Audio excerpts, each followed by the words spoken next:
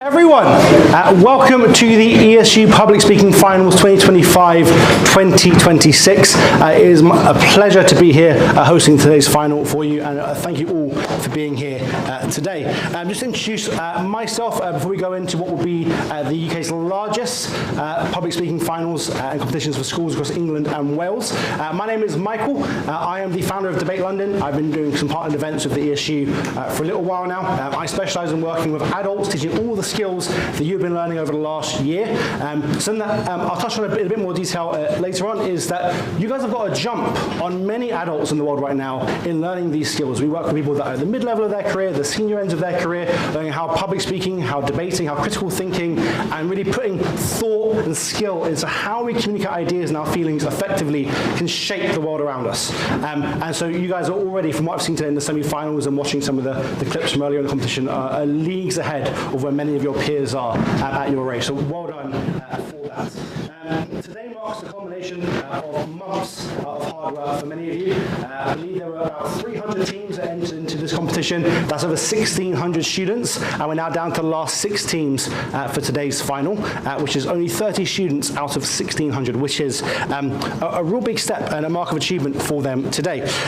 Equally, for many of you here that have gone through a lot to get here, you've gone through local competitions, you've gone through national competitions, regionals, and now also nationals. So regardless of the outcome today, whether you're here in the semi-finals, whether you're here supporting teams in the finals, I want to say a huge one to all of you for getting here, supporting the teams and the people around you. So well done to you very quickly.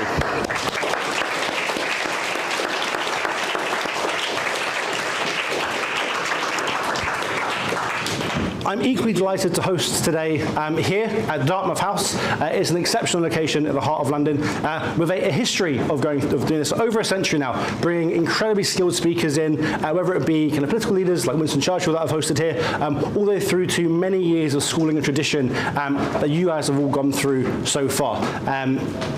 It is a huge privilege to be able to not only host the event here at this location, but also with all of you today.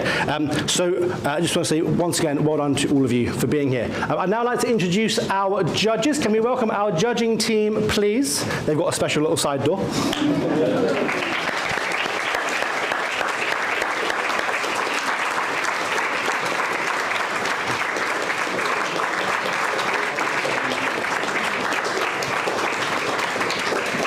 We are very fortunate here today to be joined by a brilliant panel of judges, many of which have gone through similar experiences like this with the ESU. They're coming from a background in public speaking, many of them from strong professional backgrounds in public speaking and engagement. So you'll get a nice depth and variety of how we will judge today, so you get a good broad visibility. I'd now like to introduce them individually. So our first judge is Anita Anand.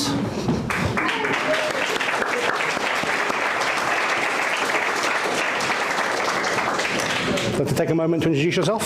Yes, my name is Anita Anand. It is an absolute privilege to be here. It's also really weird to be here because I've competed in this competition once. So let me tell you, walking up the stairs today, I remember them looking a lot bigger, and that's probably how you feel today. We are genuinely thrilled to be here to listen to you speak. We all come with open minds, and we are really longing to hear what you think and how you articulate it. So you have nothing to be scared about with us. We are wishing you well, and we can't wait to hear you. So thank you very much.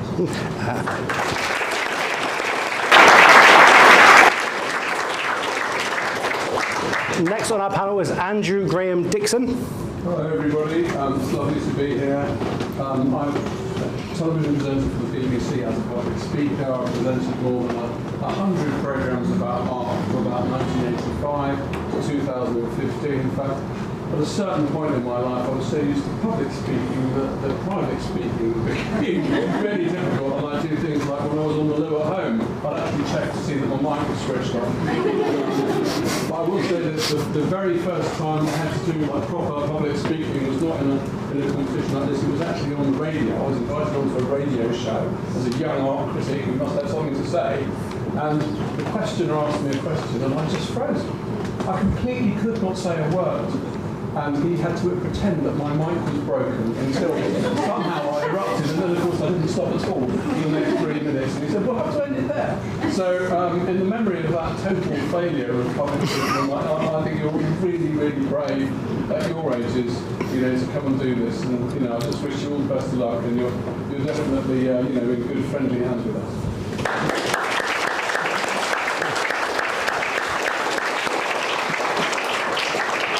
Our third judge this afternoon is Susan Ackland-Hood. Hello everybody, it's lovely to be here. I'm Susan Ackland-Hood and I'm the Permanent Secretary in the Department for Education.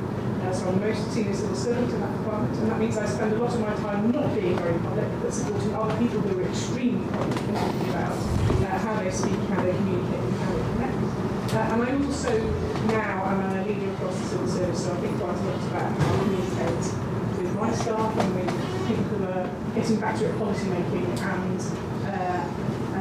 I'm also so learning and capability development. So I think one of my reflections is that we spend a lot of time across the civil service thinking about what we're saying and not very much time about how we're saying it, and actually thinking about that delivery and communication that goes alongside the content and be transformation.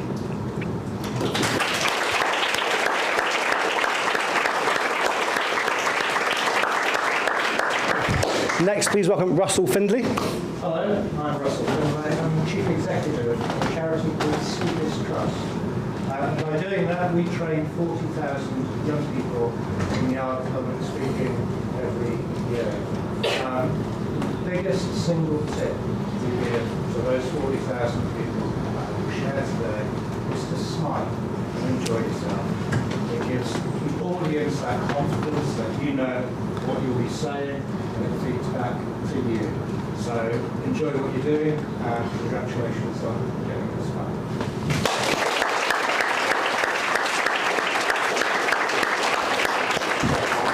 And our final judge, Julia Shiriak. Hi everyone, I'm Julia, and not that long ago, I was sitting right in these seats where you are today. More specifically, that third row, that seat, right over there, it's empty. It's got my name on it. So it's absolutely lovely and an absolute honor for me to be here with you guys today. I know how anxious you may be feeling, how nervous, but I want you to be proud of yourselves. I want you to come up here and do your absolute best. You've opened doors, not just the beautiful Dartmouth House once said, you've truly opened doors by being here and engaging with us public speaking. So enjoy today and make the most of it. It is an absolute honor to be your judge and to be alongside these other amazing judges, which I hope you are as involved as I am. Thank you.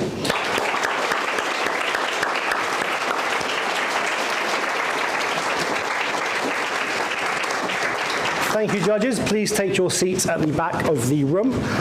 While they're walking up, I would like to echo something that was said just there about smiling. It's important to smile, not just when you're speaking, but also when you're listening, as it helps to prove that you're engaged, but also that you're paying attention. It's quite good. So feel free to join me with a listening face today and smile as you listen. Something that I have to work on. Feel free to hold me accountable. If I stop smiling, give me a wave, and I'll remember to sit back in. Perfect. So now that brings us on to the competition format. Now, particularly for any people here that maybe it's your first time seeing one of these competitions or anyone watching at home online, how today is going to work is each team is made up of three speakers, well, three individuals, a chair and a questioner from one school and a speaker from another. Their total presentation is 14 minutes. The chair will open for their team with a 1-minute opening speech, and they will be in charge of the proceedings for their group. Once they're done with their minutes, the speaker for that particular presentation will get 5 minutes to go through the topic that they've been preparing on, at which point their questioner will then get a chance to ask follow-up questions to explore those ideas in a bit more detail before the chair then opening up to questions. You guys get a chance to then grill our speakers and play friendly. And then finally, we'll hear a summary speech by the chair at the end. they'll be judged not just on the quality of their speeches, but also on things like timing, engagement, listening, and kind of how they're handling you guys in the room, which is all incredibly set of important skills. As my role as timekeeper as well, so at the 5-minute mark of the speaker, I will give it a small light tap. This is just so that the teams kind of are aware of where they are roughly in their overall timings, and equally again at the end of their 14 minutes, I'll have another tap as well here, just so that they are again aware that they're kind of hitting that 14-minute mark. If you do not hear me, don't worry, this is for them so they can keep their timing. Equally with that, when we get to the Q&A, when they're handing over to you guys as the audience, if you know or are affiliated in any way with any of the speakers, as much as we do love a good bit of bias questioning, don't do that. Please do, if it's a friend of yours from school, if it's one of your students, if it's a family member of yours, just refrain from asking any questions in that round and save your questions for another group. And this is to ensure fairness as we go through. And equally, in a few of the sessions I sat in earlier, I saw lots of cameras and very heartfelt parents recording their kids. For this session, as it's being recorded at the back, we always ask that we have all of our phones on silent and tucked away. If you do need to use your phone for any reason, please just exit now and kind of handle that, and then come back in a bit later on during the breaks between phases. Do you have a question? Are we allowed to still ask 4 questions for speeches that we've seen in the previous round, if we're not affiliated with this? So as long as you're not affiliated with the speaker, you're allowed to ask, you're allowed to raise your hand for a question. But if it was like your best friend, I would ask that you don't. Perfect. So I would now like to welcome our first teams. So we have the chair and questioner from Altrincham School and the speaker from St Paul's, who please welcome you up now.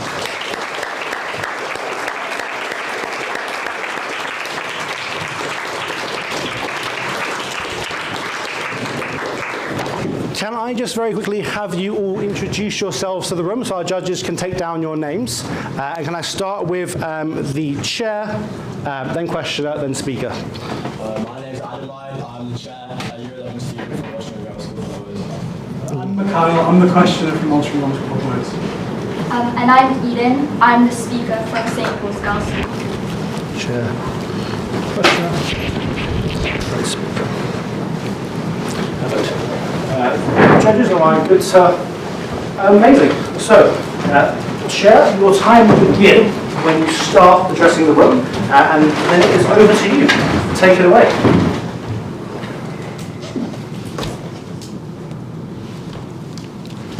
Welcome, ladies and gentlemen, to the first final presentation of the ESU Public Speaking Competition 2026 edition. Now, as we've all gathered here today, expressing ourselves through public speaking and increasing our skills for the future, one of our participants today, Eden, a Year 11 student from St. Paul's Girls' School, she will be exploring the question, should schools prepare students for the world as it is or the world as it ought to be? During our prep time, I learned that me and Eden have lots of things in common. We're both aiming for top universities, we both play piano, and we both put the cereal before the milk. Actually, yeah, we do. But going back to my first point, we want to look at how the education system is allowing our students to be prepared for the future.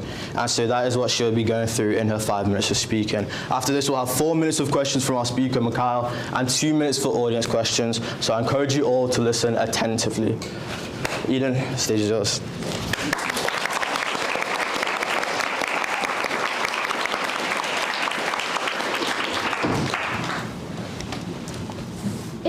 September.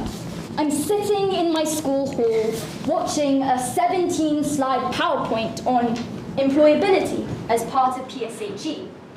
Between the mentions of soft skills and hard skills and technical skills and life skills, I hear lines like, in an unstable job market, a summer internship could be your ticket to full-time employment. I could not care less about a summer internship or full-time employment as of right now. I'm a bit more concerned with memorizing some Ovid for my Latin GCSE tomorrow. But even then, my mother so often tells me that I really do need to start thinking about the real world. The national education system is equally, if not more, pragmatic than my mother. They teach for students to get good grades, to get into a good university, to get a good job. And with UK youth unemployment now reaching an all-time high of 16.8%, the logic is clear. In a hyper-competitive environment, grades and credentials often become the deciding factor for your future. So, if education is simply a pipeline to professional success, I might segue into a breakdown of the exact percentage of hedge fund CEOs that received all A stars at GCSE. But I'm not fully convinced that this is the defining purpose of education. Rather, in this speech, I'll explain why this realistic approach to education often perpetuates the very problems it aims to prepare students for. Let's illustrate this. In 1923, the world was sexist. Women lacked equal rights to things like jobs and loans and divorce, and were blatantly discriminated against in professional settings. And so, the UK Education Board considered a curriculum designed to reflect that reality. While boys would study maths and complex physics, girls would be taught sewing and household management. But this curriculum wouldn't just reflect the inequalities of reality. It would make them even worse by limiting women's access to professional careers and financial independence. In this way, realism is a self-fulfilling prophecy, organizing students around the assumptions and the conditions of the present comes at the immense cost of preserving the worst parts of society. So, what should change? I think that education should be framed around the way that the world truly ought to be. This begins with sustained engagement with the problems that our world faces. Rather than solely focusing on how to stand out in a competitive labour market, it's worth also exploring why youth unemployment is upsurging in the first place. After all, students aren't just future employees who should merely adapt to the labour market. We're future citizens, voters, and potentially even policymakers. None of this is to say that practicality doesn't matter. Rather, I think that the nuance lies in the difference between preparing us to navigate the world and preparing us to accept it as beyond revision. With that said, if the head of careers at my school can somehow detect a Year 11 slightly insulting her employability PowerPoint for a public speaking competition, I'm genuinely very sorry.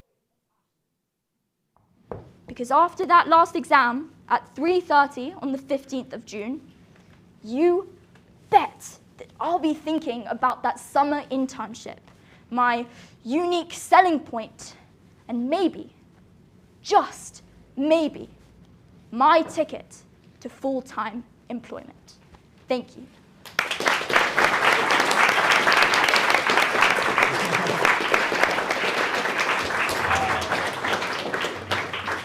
Thank you to Eden for that very compelling speech. I feel like that has molded me for the future better than my school has. However, we will now be moving on to 4 minutes of questioning from CSR.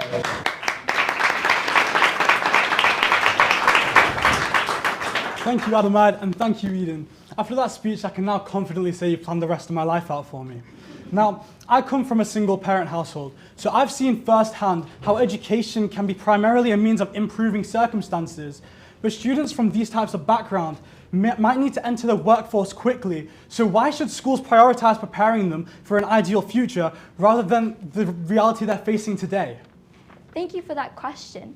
And I think that's a very true statement, right? Like, I concede that it's incredibly important to prepare students for stuff like employment as a short-term solution, right? Which can lift, many people out of their own struggles and problems. That said, I think that we should be collectively working towards a long-term solution, where instead of just adapting to the problems that our society faces, we should be trying to raise young people to change this, right?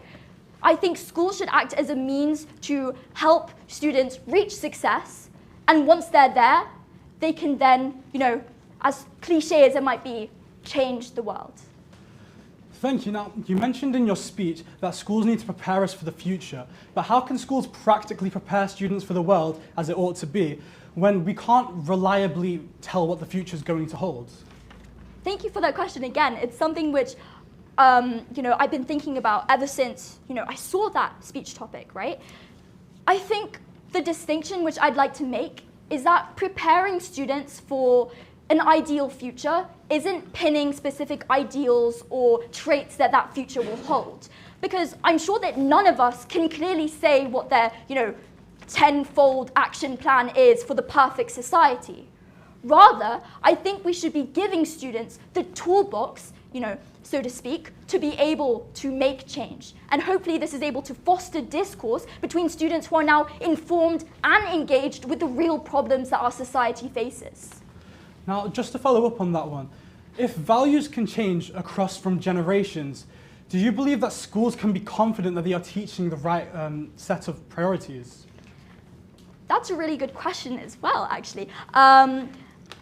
It's tough.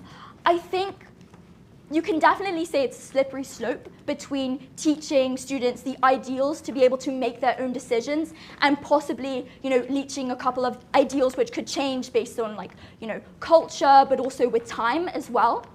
That said, I think if there are more sort of universal skills like critical thinking and a general knowledge of how the world works, I think that this can be shaped in a way which is beneficial for society, no matter the time.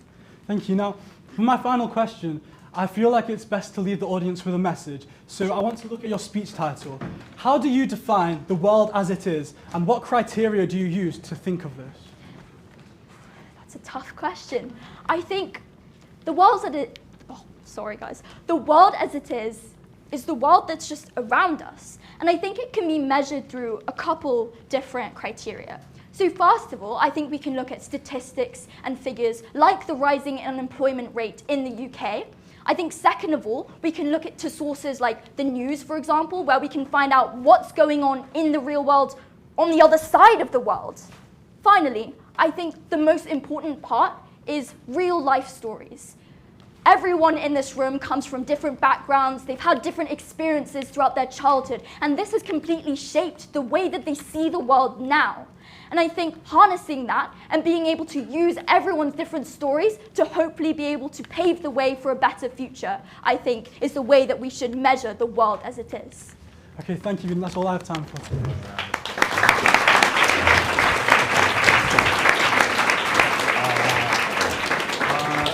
I'm sure we're all giving Mikhail a big thank you for his contributions, but it's now your turn as the audience. So, what specific things would you change to the exam system to reflect your ideas? That's a good question. Although I don't have a clear system planned out in my head, because I think it can vary from, for example, like cultural context, the funds that, a specific school has to be able to facilitate this curriculum. That said, I think the main changes I would make is make learning less to do with exams. It's like I'm here, and then as soon as I get home, I'm going to be studying for physics. I'm going to be learning about, momentum and trying to fit the rest of electromagnetic induction for tomorrow. And excuse me, but I think that's just a little silly. 74% of teachers across the nation think that, school is becoming too exam-centric. I think when we're looking at the facts, we lose touch with how this world actually works. When we, get back in touch with how the world works through looking at real-life examples, I think that's the way our education system should work. Well, unfortunately, that's all we'll have time for, but let's give her another round of applause, everyone.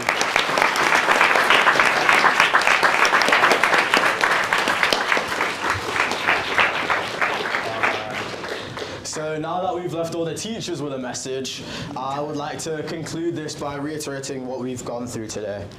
Eden showed us that the way school is taught currently is potentially irrelevant, and in Victorian times it even reflected the inequalities of their current world.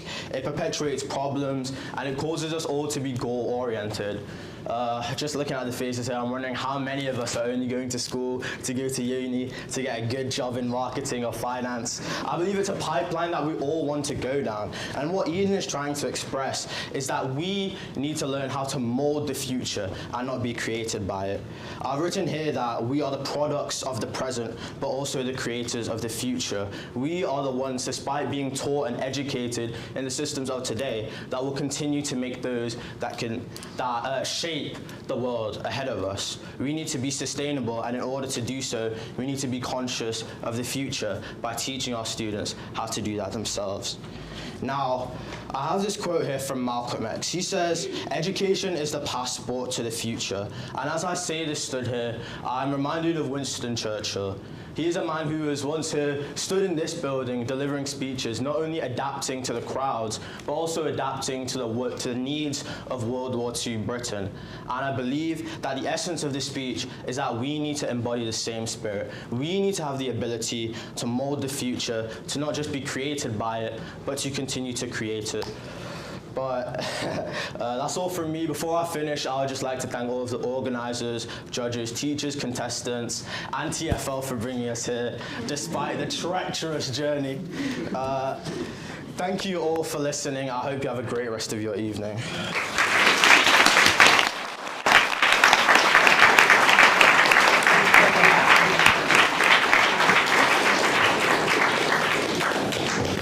Thank you very much to our team just then.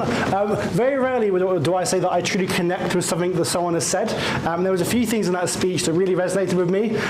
One, I was the kid who was considering a summer internship, but it was with my dad and it was painting and decorating. I didn't want to do it. And that really brought me on to something you said in the questions around what is the, who are we shaping education for? Is it for people that we are seeing as leaders for the future, or is it people that we're seeing as who are going to leave school and then go into work? They need to get out of their current situation today and just be active in society. And then finally, in the summary, something that someone who's now left uni and gone into the workforce in recruitment.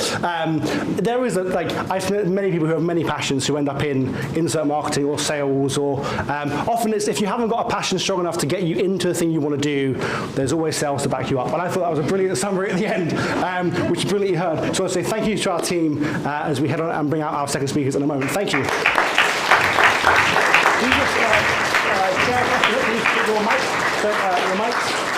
Thank you very much. Please now welcome our chair and questioner from King Edward.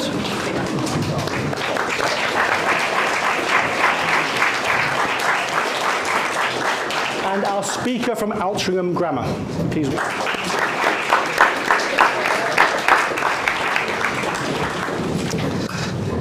And again, please, can I just have you all introduce yourselves in order of chair, questioner, and then speaker for our judges at the back, please. Good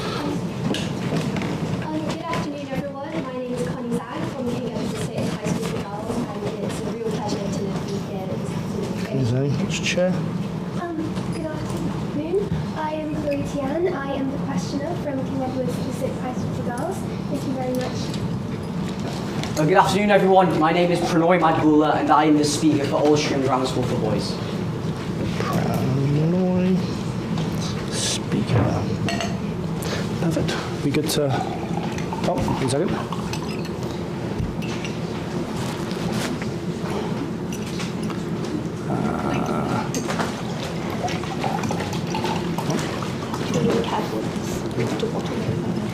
One second, they're just shuffling their notes from the last set.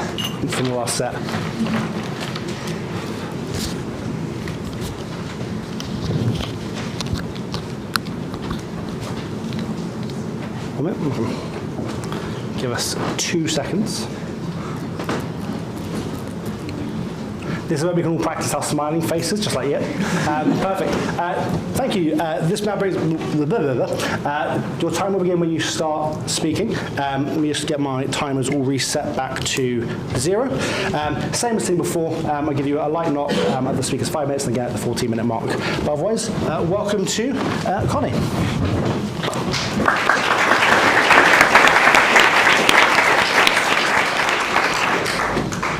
Thank you. Good afternoon, everyone, and welcome to the second round of the grand final of the ESU Public Speaking Competition. Congratulations to everyone for making it this far, especially those who have a physics exam tomorrow morning. My name is Connie Zhang from King Edward VI High School for Girls, and I'm honoured to be your chairperson today. As it draws closer to dinner time in the afternoon, I am delighted to take your mind off food by introducing our wonderful speaker, Pranoy, a 15-year-old keen historian and Marvel enthusiast from Altrincham Grammar School, who, inspired by his favourite superhero, Tony Stark, is going to talk to us about how the world isn't changed by your opinion, it's changed by your example, urging everyone to take action and help others, something extremely important in our world today. It is also my pleasure to introduce Chloe, our questioner, who will ask Pranoy questions to explore this topic further.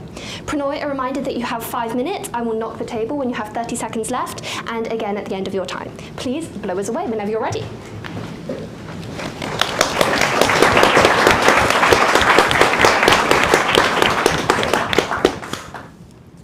Palestine.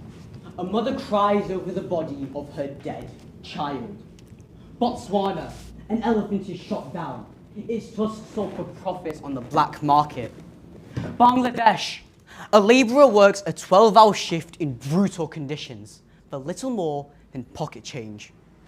We are all aware of the suffering that occurs in the world. We hear about it on the radio as we wait for the next song to start playing. We scroll past it on social media, feeling a fleeting sense of pity before moving on to our next hit of dopamine.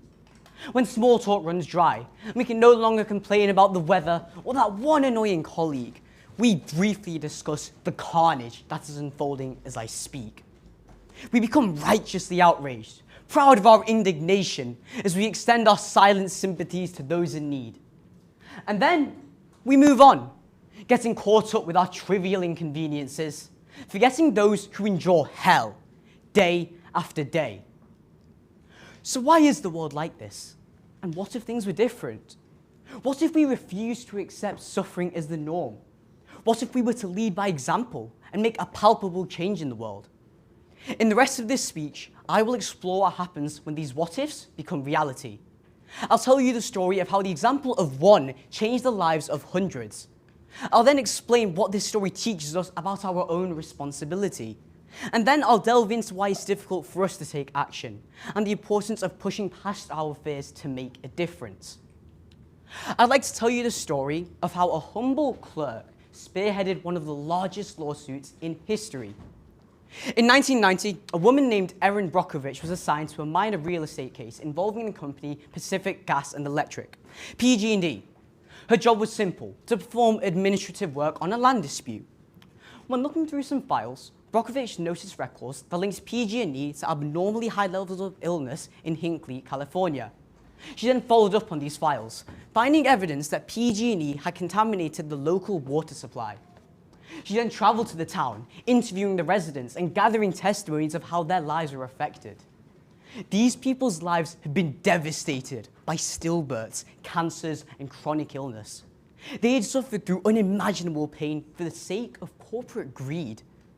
Seeing this, Brockovich spent months building a legal case with no paycheck in sight. She inspired others to take a stand against injustice and fight for their rights. Eventually, she managed to sue PG&E for $330 million, gaining compensation for the hundreds who had been affected. So, why did she do this? What could compel her to take on such a huge company for people she didn't know? It would have been easy for her to turn a blind eye. It would have been easy for her to turn a blind eye. Everyone else was, and she was under no obligation to go through any of the trouble which she did. She did it because Erin Brockovich understood something which society has forgotten. She understood that we are born with a duty to aid those around us. She understood that it is not enough to simply observe the agony of others. She understood that sympathy alone cannot shape this world. Action does. Now, you are not Erin Brockovich. You probably won't fight such a huge legal battle. You probably won't earn millions for those in need. You won't have an Oscar-winning film made after you. And oftentimes, this can feel disheartening. We hear about how others do such incredible things and wonder as to how we can possibly measure up to them. We are left awestruck by the scale and spectacle of the results, and we forget our own power to catalyze change. And as a result, we don't even try. We let our insecurities justify our inaction. And as a result, the cycle of pain repeats itself again and again. This world will not wait for you to become confident. Wars will be waged, the weak will be exploited, and injustice will occur regardless of how prepared you feel. We owe it to all the animals that have breathed their last breath, to all the workers that have been abused, to all the mothers that will never see their children grow old, to do more than feel sorry. And if we all play our part, no matter how small that may seem, then we can be the example that makes change a reality. Thank you.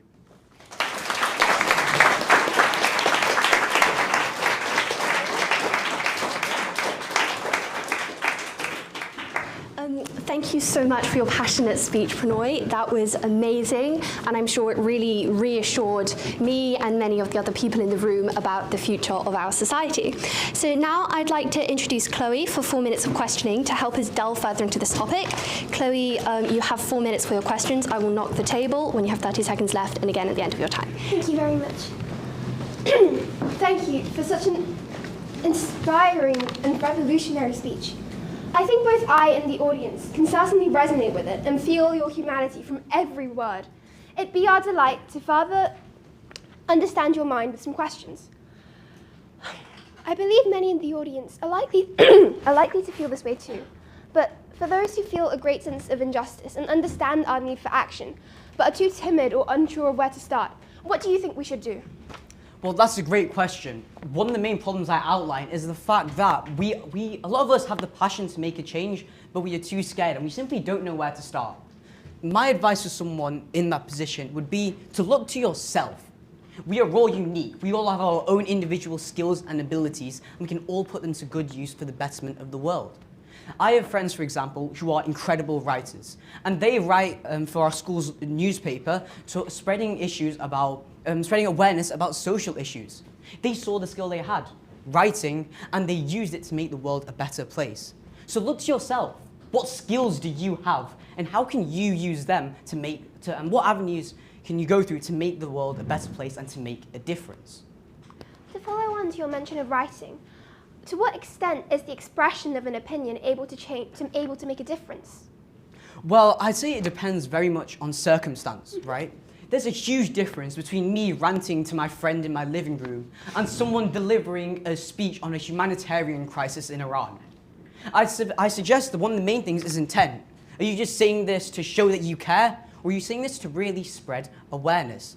The atmosphere matters as well. If I was saying it to my friend in my living room, not many people are going to know. It probably won't cause a big change. If I would say it to a crowd like this, it will most likely cause a bigger change and spread that awareness. So it's circumstantial. But surely it takes an opinion to be able to set an example. So how come doesn't an opinion indirectly change the world?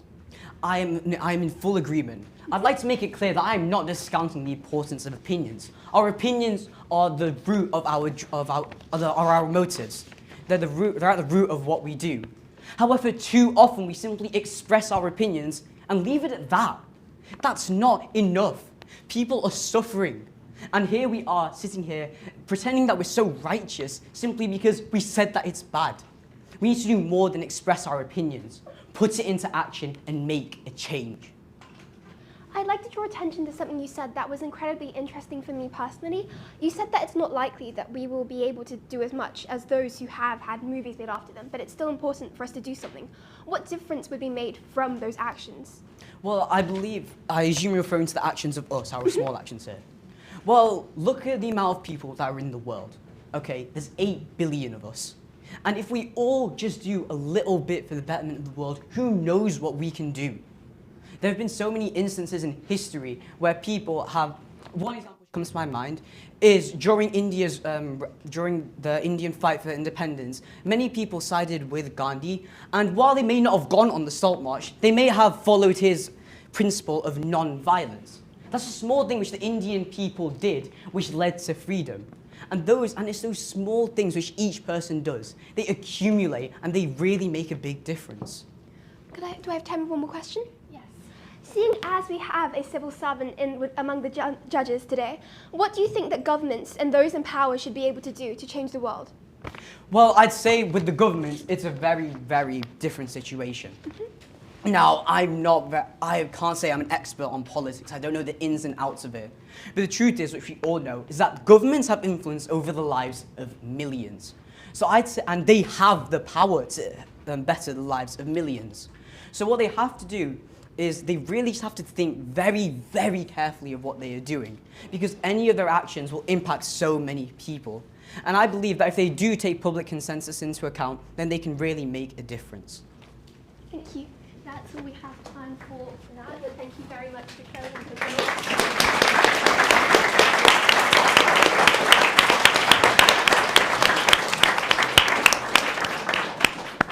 Now I would like to open it up to the audience. Does anyone have any questions?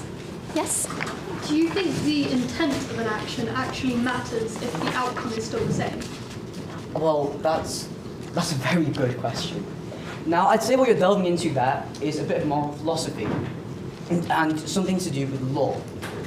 Is the intent of the action, does that really matter? In law, obviously, does the intent of the crime matter on the actual sentence? However, in your instance, you're talking about a positive thing. So, I'd say that you can split it into two things. You have the pragmatic effects.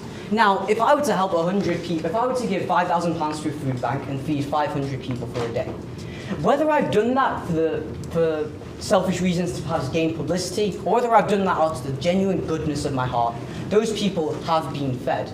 I'd say the main difference is, however, is that you deep down will know why you did those actions. You can't hide from yourself, no matter how much you like to think you can. So anyone who's thinking that they'd like to do an action for simply for attention, I'd like to ask you, yes, the effects may be the same, but you will know deep down why you did that. And you will know that your intentions are to a degree disingenuous. So was it worth it? And I'd say on the personal side of things, there is a huge difference. Okay, thank you. Does anyone? Yes? How would you evaluate our power to change the world as customers? Can you elaborate on what you mean by customers? Customers, people who buy things. People who or buy. services. All right, so obviously in my speech I touched on labourers in foreign countries who are being exploited. So this is a very difficult subject. We all need stuff to survive. However, I'd say we should very much be mindful of who we're buying from. For example, I talked about Pacific Gas and Electric, an absolutely horrible company that did what they did for the sake of their own greed. So I'd say as customers, you must be mindful of who you're purchasing from. Does this business's morals align with mine? And if it does, then buy from them. And if it doesn't, then try and refrain and try and go somewhere else. However, I believe if you're talking about the people in the sweatshops in foreign countries, it is very, very difficult for us to make a real change there. Perhaps we could boycott it, reduce their profits, that might change things. But I'd say that also really comes down to the governments of those countries, talking about the human rights that is going on, because it is inhumane and it is up to the governments of those countries to solve it. Okay, unfortunately, that's all we have time for. But thank you very much to the audience for your questions, and thank you, Prannoy, for your speech and your answers. It certainly made me reflect upon my own actions and what I can do to help those who are suffering, which I'm sure many audience members can relate to. So in Prannoy's speech today, he began with the emotive images of the mother in Palestine and the poached animals and the labourers in sweatshops who are suffering. He then moved on to tell the story of Erin Brockovich, a clerk who became a role model when she sued a company and held them accountable for the damage that they caused, inspiring many others to take a stand. He then discussed how we all have a responsibility to help those around us and that we are born with a duty to aid others, and fleeting sympathy is simply not enough. He then went on to discuss how it is difficult for us to take actions because our insecurities become a justification for our inaction, and the cycle of suffering continues. However, this is not all right. Through Chloe's questions, we explored how when we don't know where to start, we should look at ourselves and how our skill set can be used to aid, because our small actions count, and any action counts towards helping others. Through the audience questions, we also discovered how as long as people are helped, intent does not matter to the world, but you cannot deceive yourself. And before you buy things, you should look at the company's morals to see if they align with your own, so that you are really helping those who are suffering. So overall, Pranoy's speech has brought us on an incredible journey, and I would like to thank him once again for his passionate and engaging speech.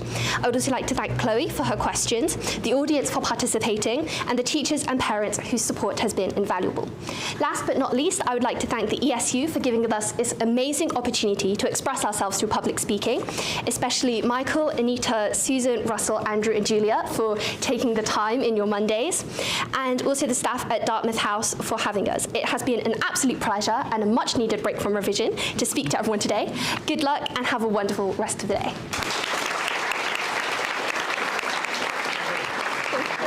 That was so good. The speech called me off guard. It was amazing.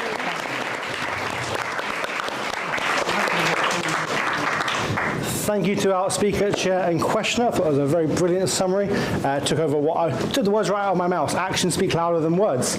Can I just make sure that you have pop your mic just there for me, please? Perfect. It reminded me of something that I went through quite a lot. I don't know if any of you get this. You get into arguments with your parents. I'll do it later. I promise Mum I'll do it later. I'll make my bed, and then it just makes the week worse that you don't do it. But if you actually get up and do it, you have a better relationship with your parents, and they have a better relationship with the people around them. Literally the entire time I was just thinking, I've literally been through this in my personal life, let alone like the world stage. If we were to go into the depths and of changing larger things, instead of just going, oh, here's my flag on my Facebook page, but actually I'm going to go to a march, I'm going to get involved in a campaign. So well done. It was really insightful, and it took me back home and all the arguments I've had with my family. So well done. Thank you to our speakers.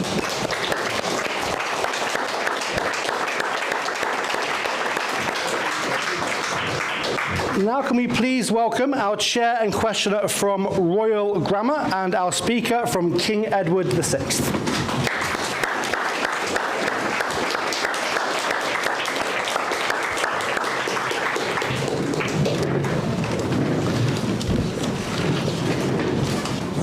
Just take a moment to get mic'd up. Just pop your mics into the lapels here. Then I'll do introductions once I get the green light from our judges.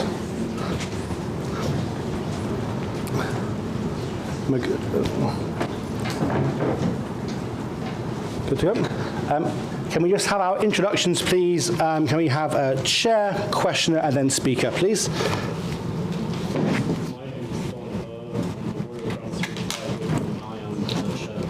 My name is Imad Haroon. I'll be your questioner, and I'm from Royal Grammar School, High Wycombe. My name is Ayushi Talwa. I'll be your speaker, and I'm from King Edward's High School, the Guards. Questioner and chair. Perfect. Good to go? Perfect. To our chair, your time will begin when you start speaking. Let me just hand this over to you. Same rules as before. Your time will begin when you start the proceedings. Good afternoon, ladies and gentlemen. Welcome to the final round of the ESU Public Speaking Competition. My name is Don Her from the Royal Grammar School of High Wycombe, and today I will be your chairman. In 1926, the ESU purchased this Dartmouth House for £45,000. Today, that's a McDonald's Happy Meal, but it does show that true value lies in ideas and intention, not inflation. And to share their great idea today is none other than King Edward's High School Speaker Ayushi, who will be giving a fascinating speech and be answering the question if we value speed more than judgment. Thankfully, you can then experience even more RGS talent, as to my left is RGS's very own questioner, Imad Haroon, who will be guiding us through a very intriguing line of inquiry. Ayushi, may I remind you that you have 5 minutes to do your speech, and I'll knock on the table when you have 30 seconds left. But without further ado, let's give a very warm welcome on an even warmer day to Ayushi.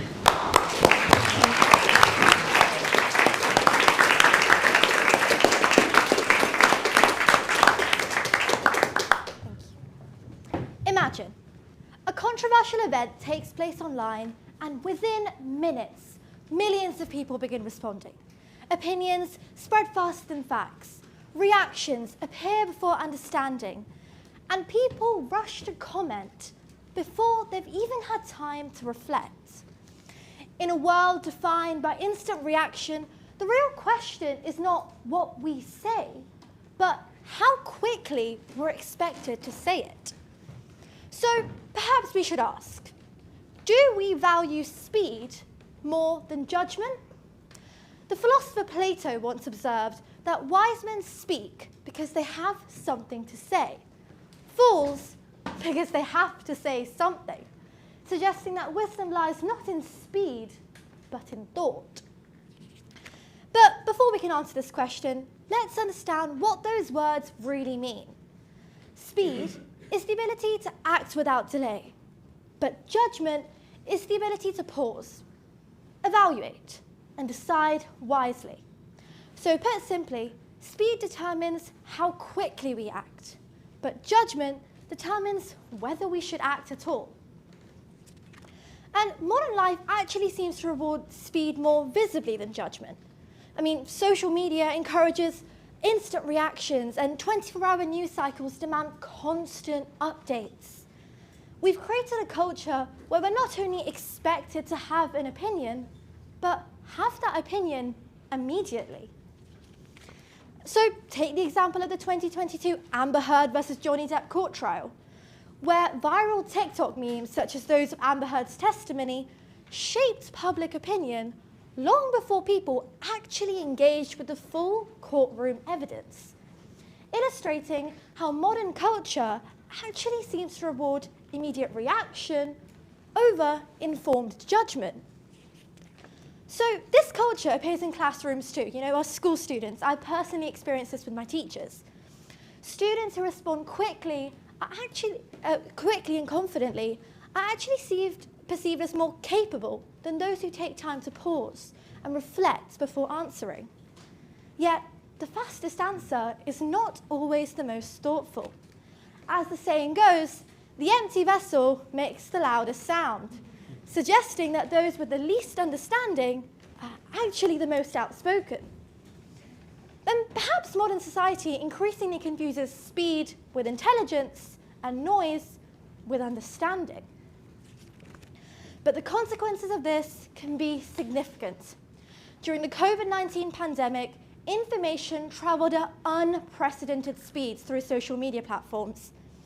But judgment didn't always keep pace. The World Health Organization even identified misinformation as a major secondary threat, illustrating how speed can undermine trust in situations where accuracy is critical. And yet, speed is not the enemy. Between President Kennedy's 1961 pledge and the Apollo 11 moon landing in 1969, humanity showed what seemed impossible: landing on the moon within a single decade. And here, speed was not a distraction from our intelligence, but it was the proof of it. But speed alone is never enough. When surgeons operate, we value precision, not haste. When judges reach verdicts, we value fairness, not urgency. So perhaps we value speed more today because judgment is assumed. It's foundational, the ground floor of civilization, yet foundations rarely receive applause. The architects do. And yet, architecture without foundation collapses. So perhaps the real danger is not valuing speed more than judgment. It's believing that they were in competition at all, because speed without judgment becomes recklessness. But judgment without speed can become hesitation. One provides momentum, the other direction. So, do we value speed more than judgment? Well, perhaps in modern life we seem to reward speed more visibly. But visibility is not the same as value.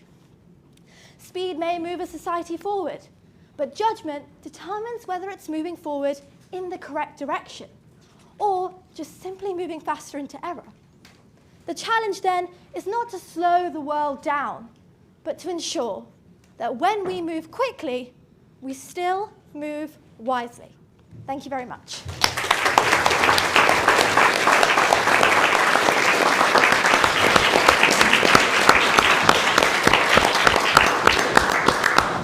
Thank you very much, Ayushi, for such a phenomenal speech. It was certainly better than doing my geography end-of-year exams.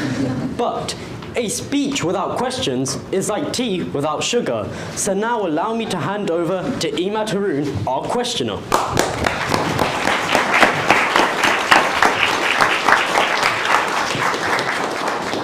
Good morning to my audience, or afternoon. To be honest, I've lost track of time. I would like to thank Dom for that flashing introduction. I'd like to thank Ayushi for a really intriguing speech. And I know the messaging of your speech will not leave my mind quickly. You end your speech by outlining the importance of the need for speed and the need for judgment. You say, when we move quickly, we must also move wisely. Therefore, which do you think is more damaging? Over prioritizing speed of an action or not thinking it through enough? Thank you so much for that question. I think that's what I aim to do. I think I really tried to get a balance to you, and I think this question is doing that. If you look at both sides of an argument, valuing speed too much can lead to quick decisions and mere impulse, right? And COVID-19 was a great example of this. But if you value judgment too much, it's like we're slowing the world down. And I think, to bring an example into this, climate change is a perfect example. The facts, they demand urgency. But this urgency shouldn't be just quick instinct. We need to make sure our actions are still effective. So this is a good example where judgment doesn't mean slowing the world down, but actually, good judgment can sometimes mean recognizing that delay can be recklessness. I hope that answers your question. Thank you. And just to follow up on that, how have you personally attempted to balance both speed and judgment in something you have done in your life? Thank you for that. I think it's always good to bring something personal in. Now, as a GCSE student, my last 3 months have just been exams for me, and I think a lot of us could probably relate, right? I think exams are something that are really good examples of speed and judgment, because they're basically tests of time management. And I could do 10 hours of revision, but when I'm put under that time management pressure, it seems like I forget everything. So it's about remembering that I need to use reflection before just simply reacting to something. And I think I try, hopefully, to use that in my GCSE exams, where calm myself down, make a point of reflection before just quickly jumping into answering the question. That's an interesting point you make about the education system. Do you think the education system has actually perpetuated the need for speed? I know me myself have found myself the night before rushing through an English essay.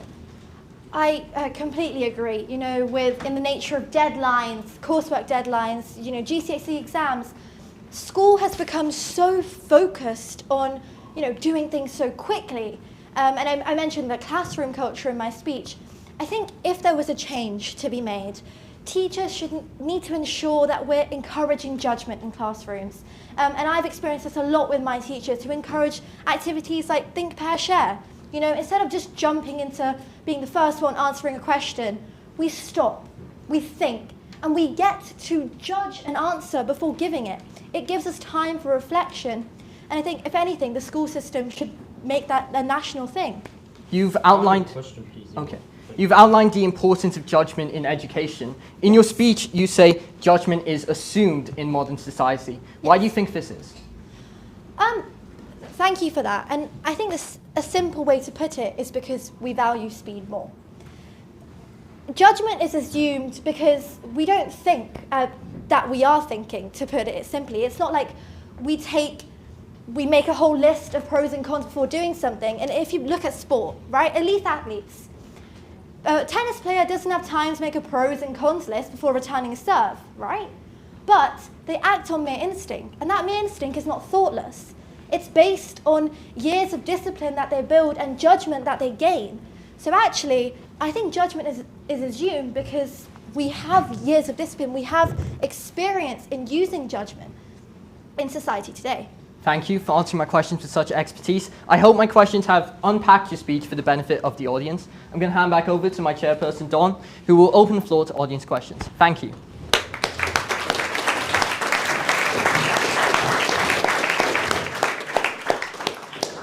Thank you very much, Emad, for such intriguing questions. The only thing I question is why your questions didn't get more applause. Anyway, now that we have the tea and the sugar with the speech and the questions, it's time to allow the milk, aka the audience questions. Yes. With the rise of AI, we've seen that they produce quick responses. If it was up to you, would you go back to the time before AI where it was purely based on judgment? Thank you for that question. I think it's quite fitting for a school competition. I don't think I would go back in time to a place where AI was not there, because I think we can all agree AI has increasingly improved efficiency in the world today. But to counteract that, I don't think AI actually weakens our judgment. You know, why is it that when we get a really fast answer for AI, we're less likely to question it? You know, the faster it comes, the more authoritative it seems. I think that's where the problem lies. It's that us humans are less likely to question something just because it comes from an AI source. The critical thinking that we build from encouraging judgment in society is actually more important than removing AI. So I think a good balance in society is AI, which helps with speed and efficiency, but also building judgment in humans to ensure that we can have a good balance of both. Yes, we have 1 minute left, please, at the back. Thank you. Okay, sorry. Where do you believe the need for speed is being harmful in other aspects of daily life? Sorry, could you repeat that question? Where do you believe the need for speed is harmed in other aspects of daily life? Thank you so much for that question. And I think if we go back to the COVID example that I mentioned in my speech, I think at the time the government was so focused on, you know, getting information out there really quickly, or making decisions really quickly, that actually we lost judgment sometimes. You know, sometimes the wrong decisions were made, and yet there is no one to blame there.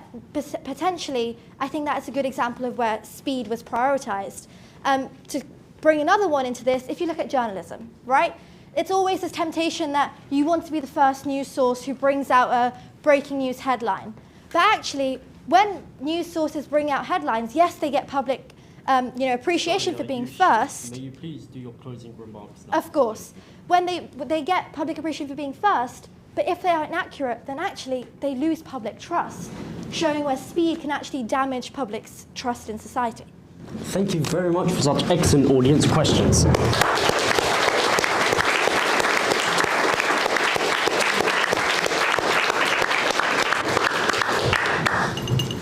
Thank you very much, audience, for your excellent questions. But, like a late-night Chinese on a Saturday, it's time I give my own takeaways. First, Ayushi outlined the definitions of both speed and judgment. Me personally, I know my physics teacher is always enforcing speed equals distance over time, while in assemblies, I know that my head of year at the back there is always saying how we have a lack of judgment when facing proper judgment. Ironic, isn't it? Then, Ayushi delved into how speed and judgment take us forward. Well, Ayushi, I definitely see you going forward to become the best speaker with that phenomenal point. Finally, Ayushi then concluded on how we should balance both speed and judgment. On a more serious note, I concur with this statement. Speed and judgment in balance allow us to create innovative ideas, thoughts, and feelings. With this, we can have freedom and be able to be free, not World War III. Now, before we break away, I would like to give my thanks. First to Ayushi for your phenomenal speech, and to Emad for your intriguing questions. Next, to the audience for your engagement and questions, especially to the person at the back there. That was such a phenomenal question. I wish I could ask questions like that, but I'm still asking my English teacher what a quadratic equation is. then I would also like to thank the MC, Michael, for hosting the ESU competition, as well as to the judges, Andrew Dixon, the brilliance of the BBC, Susan Hood, the Super Secretary of Education, Russell Findlay, the courageous charity chief, Julia Akliak, the previous ESU contender, and Anita Anand. I love your podcast, by the way. Finally, I would like to give a massive thanks to the ESU, as you have made us few get the cue to spread our great ideas, and due to that, we have done the ES-Do. Thank you very much, everyone, and you all have a lovely afternoon.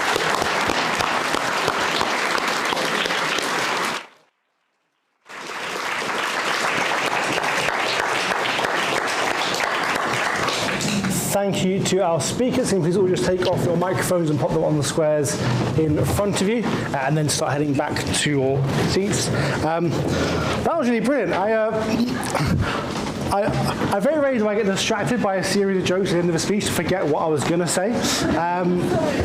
So I want to take a pause for a second to reflect on the judgment that our speaker was talking about a moment ago. There was something that was said in the speech and actually was then jumped on by the questioner, which I really liked. I actually wrote it down, which is judgment is assumed. And that really stuck with me. I think it really summarized the entire point that she was trying to make. And at every stage where we was looking at like how speed impacts like decisions you make and where it can be negative, we always assume we're making the right one. And if you don't take a second to check, you're rushing into a bad decision. I really liked how that followed through, and all the questions, even when they were asking the tougher ones, always came back to this idea that fundamentally you have to make the right decision. Otherwise, it doesn't matter how fast you are because you're making the wrong one. And I really enjoyed that. Amazing, perfect. So we now come to our fourth team. Can we please have the chair and questioner for South Wilts and the speaker for Royal Grammar?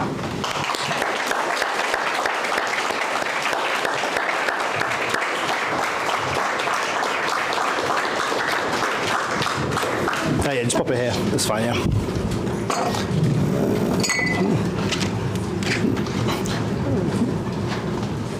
Perfect. And just pass it up.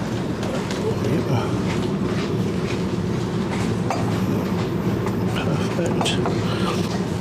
And you want to take a second just to pop your mic on.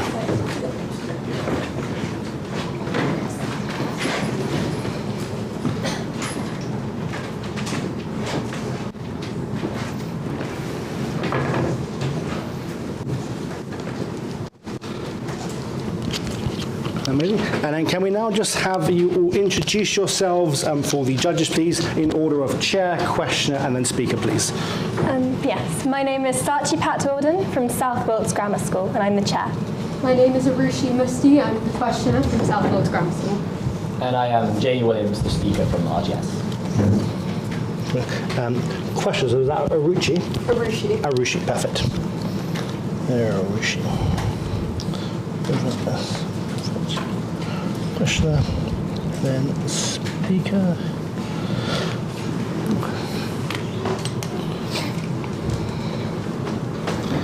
And then judges, we're good to go. Perfect. So same rules as everyone else. Chair, your time will begin for your whole round at the minute you start engaging the room. Your time will begin once you start speaking. Hello everyone, and welcome to the final of the ESU Public Speaking Competition, hosted in one of the most beautiful and fancy venues I have ever seen. I mean, look at that chandelier. My name is Sachi Pat-Orden, and I am delighted to be your chair for today and introduce you to my esteemed colleagues. Jamie Williams will be your speaker this evening, discussing the topic of the right to be remembered is valued and the right to be forgotten is neglected. And this is a matter close to his heart, as we as young people are brought up with social media immortalizing our every believes that privacy is a human right that should not be encroached. Today, Arushi Musti will be our questioner, helping us to expand and delve deeper into this discussion. Just a reminder, you have 5 minutes to speak, and I will knock on the table when you have 30 seconds left. I would now like to hand over to Jamie to begin. Best of luck, and whenever you're ready. I'm sure this will be memorable.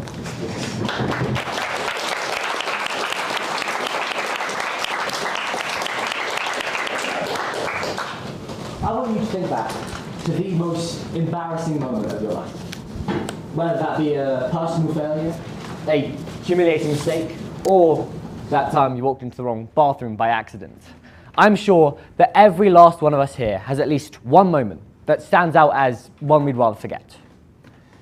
Now imagine that moment blasted all over the internet. That the entire world knew every last detail of the most mortifying moment of your existence. And they will never let you forget it. Scary, right?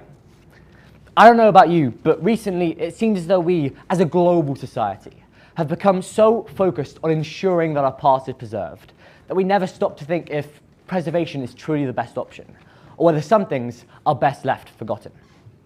In other words, our right to be remembered is valued, but our right to be forgotten is neglected. So today, I'll be reflecting on the impacts of this preservation, considering how it works in our contemporary world, and finally, explaining why I believe there has to be a balance between giving people their time in the spotlight, whilst also allowing them the right to return to the shadows. Allow me to start with a story. It's the 17th century, and there's an Englishman with a successful career in the Navy, who later goes on to become a member of Parliament. He lives his days as most of his contemporaries do, but he has a fastidious habit of keeping a diary. During his lifetime, he diarizes key events. He's there at King Charles I's execution. He's there to witness the plague, and he is there to see the horrors of the Great Fire of London. This man was called Samuel Pepys. And although I only know this much about him because of a musical that I did in Year 5, he nevertheless contributed massively to our understanding of 17th century life. His diaries, however, weren't just treasure troves of information. They were the place where he detailed in code about all of his deepest secrets, namely his affairs with his household maids, to ensure that they would never be discovered. They were partially deciphered, however, in 1825, then even more in 1893, and by 1970, they were completely decrypted and published to the world. Is that not the ultimate irony of our obsession with preservation? That we allow the name of a man whose works we celebrate and cherish to be besmirched by his most shameful secrets. Today, however, all of our personal information isn't only hidden away in diaries like Samuel Pepys or 8-year-olds with playground crushes, but rather scattered all over the internet. It's embedded in our data. It's archived in our camera rolls. It is in every message we have ever sent. A study done by the technology company Nominet showed that by the age of 5, the average child has almost 1,000 photos of them posted on social media. Or, in my case, 10,000. Thanks, Mum. Now, I don't know about you, but the chilling thought of 1,000 awkward baby photos floating around somewhere in the digital ether is plenty enough to keep me up at night. And this is exactly the danger. In today's world, our right to be forgotten is becoming harder and harder to preserve as, unlike hundreds of years ago, it's not just famous figures who are remembered. Everyone's privacy is at risk. And that brings us perfectly to my final consideration. Finding the balance between what we choose to remember and what we allow ourselves to forget. So perhaps the question to ask then is, who gets to decide? Who holds the power of choosing what is eternalized and what is eradicated? Is it even achievable in this modern world to fully control the spread of information? Or has it become impossible to truly forget? Unfortunately, I don't have a clear answer on that today. But what I do know is that it is our responsibility, both individually and as a collective, to stop preserving each other's mistakes and instead preserve something far more important, our right to be forgotten. And whilst I hope my speech today isn't easily forgettable, this competition itself is a great example of my point.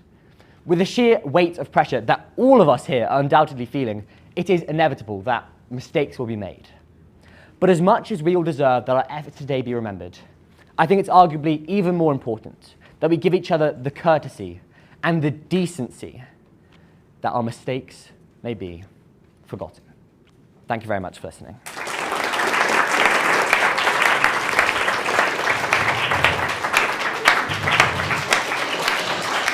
Thank you so much for that compelling speech.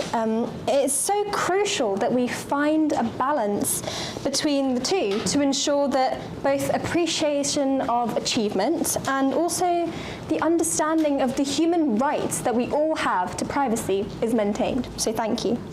Now, I'd like to invite Arushi, our wonderful questioner, to explore this topic further. You have 4 minutes.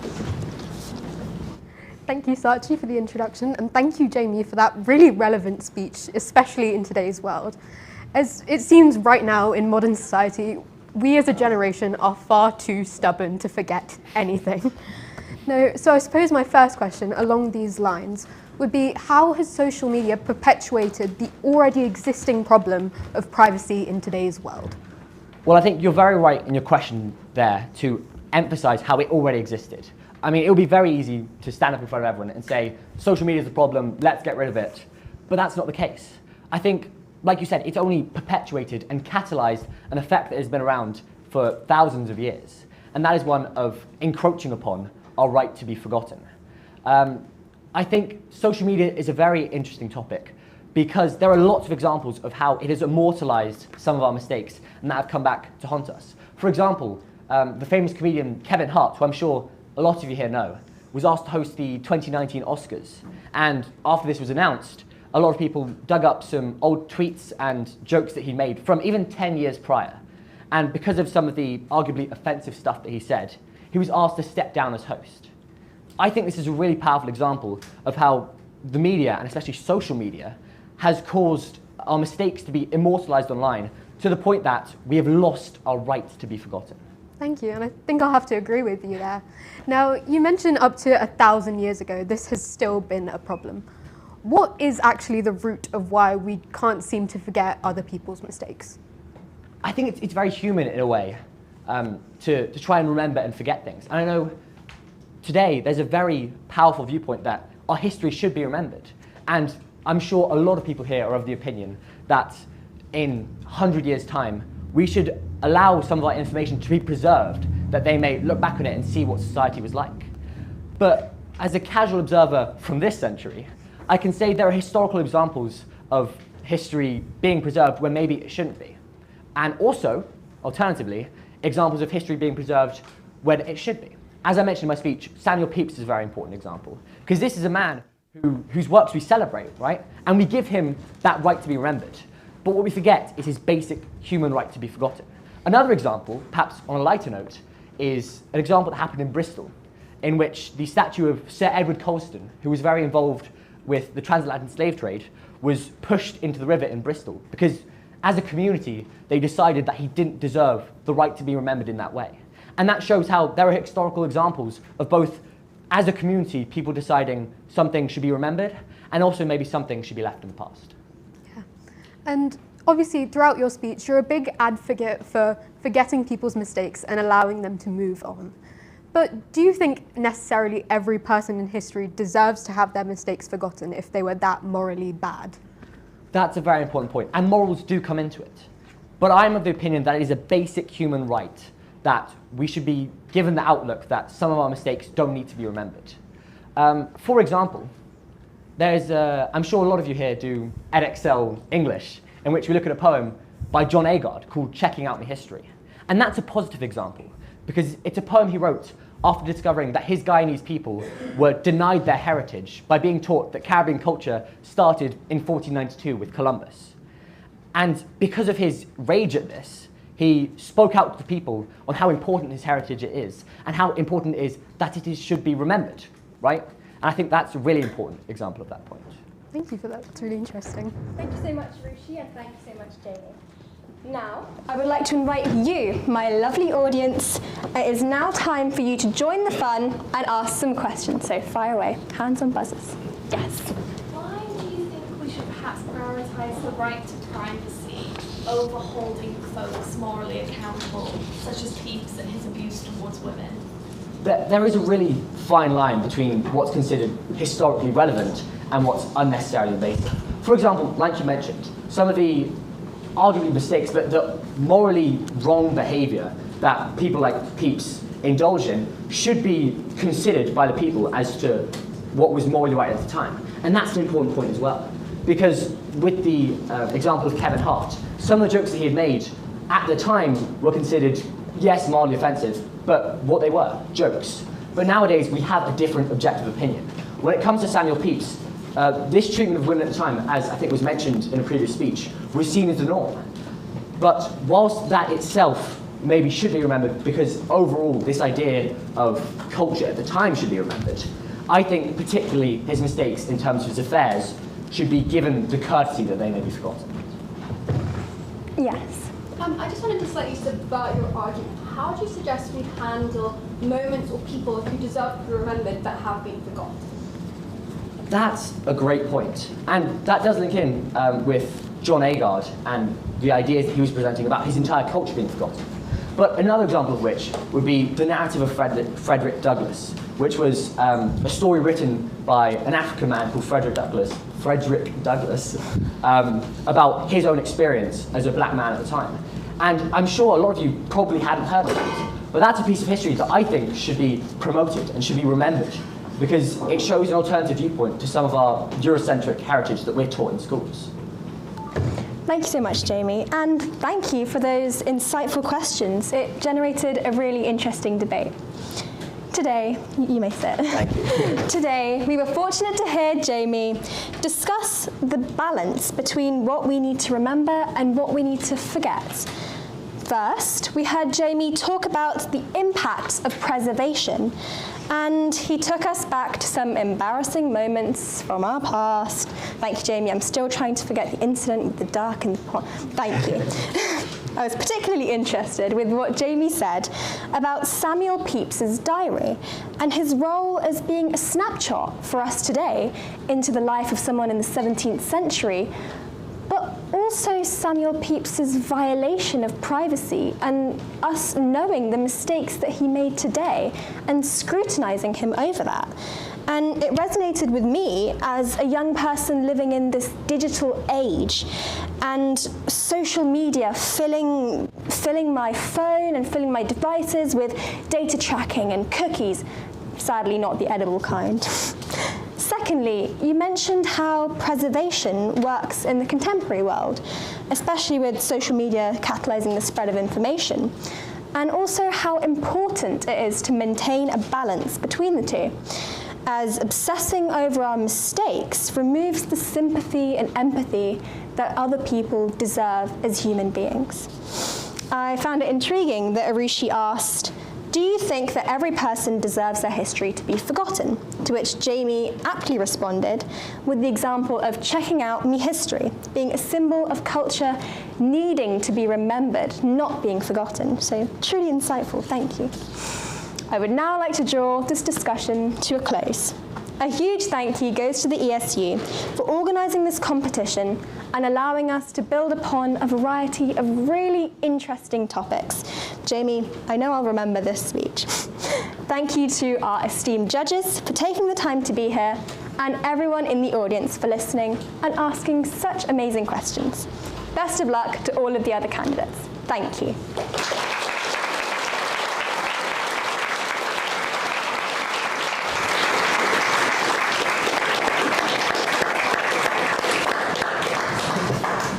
Thank you to our teams. I think that was very brilliantly done. If you don't mind just popping your mics off onto the square spaces. I'd never considered it a right to be forgotten. Of course, I think the right to be remembered, the right to be, I guess, just thought of positively, but the idea of stepping back and saying, actually, forget about that. You've actually put a new thought in my head that I'd never really kind of engaged with previously. I particularly liked the bit where you were questioning around, like, what does it mean to be forgotten? What does it mean if you're a moral force, like the Coulson example that came up in the Q&A? What does it mean if you are being remembered for good things here, but you've taken bad actions over here, which we think actually is worth scrubbing that memory from you? Is there a point where we look to you as a moral leader, as a moral bastion of history, and can you do something so heinous that it would mean we don't want to look at you at all for the things you've done? So I think that was a question that I'd never really considered, and I think it was really very well articulated. So well done to you guys. We now come on to our 5th team for today's final. We have the chair and questioner from Allendale and the speaker from South Wilts. Please welcome them.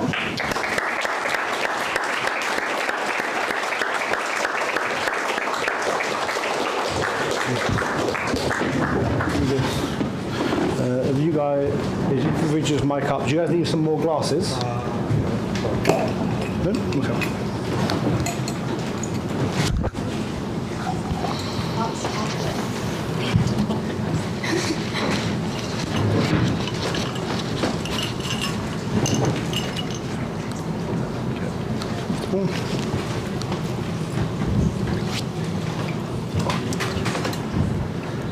And then can I please just have you introduce yourselves for the judges in order of chair, questioner, and then speaker, please.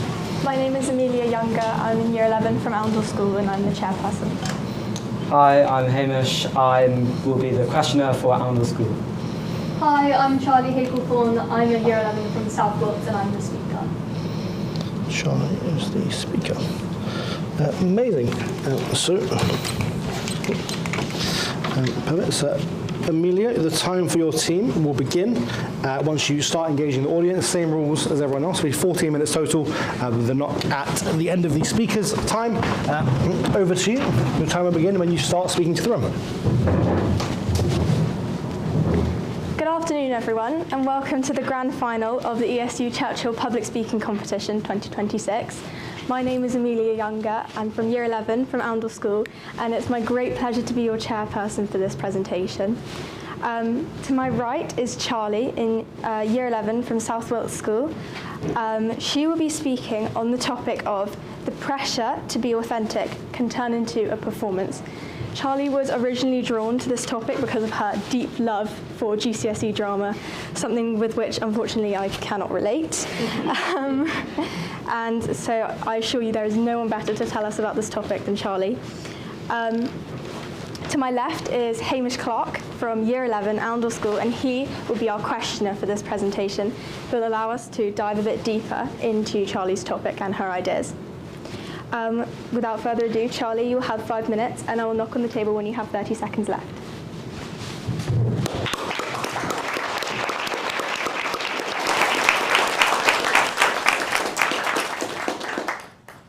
Charlie Hagel-Thorne.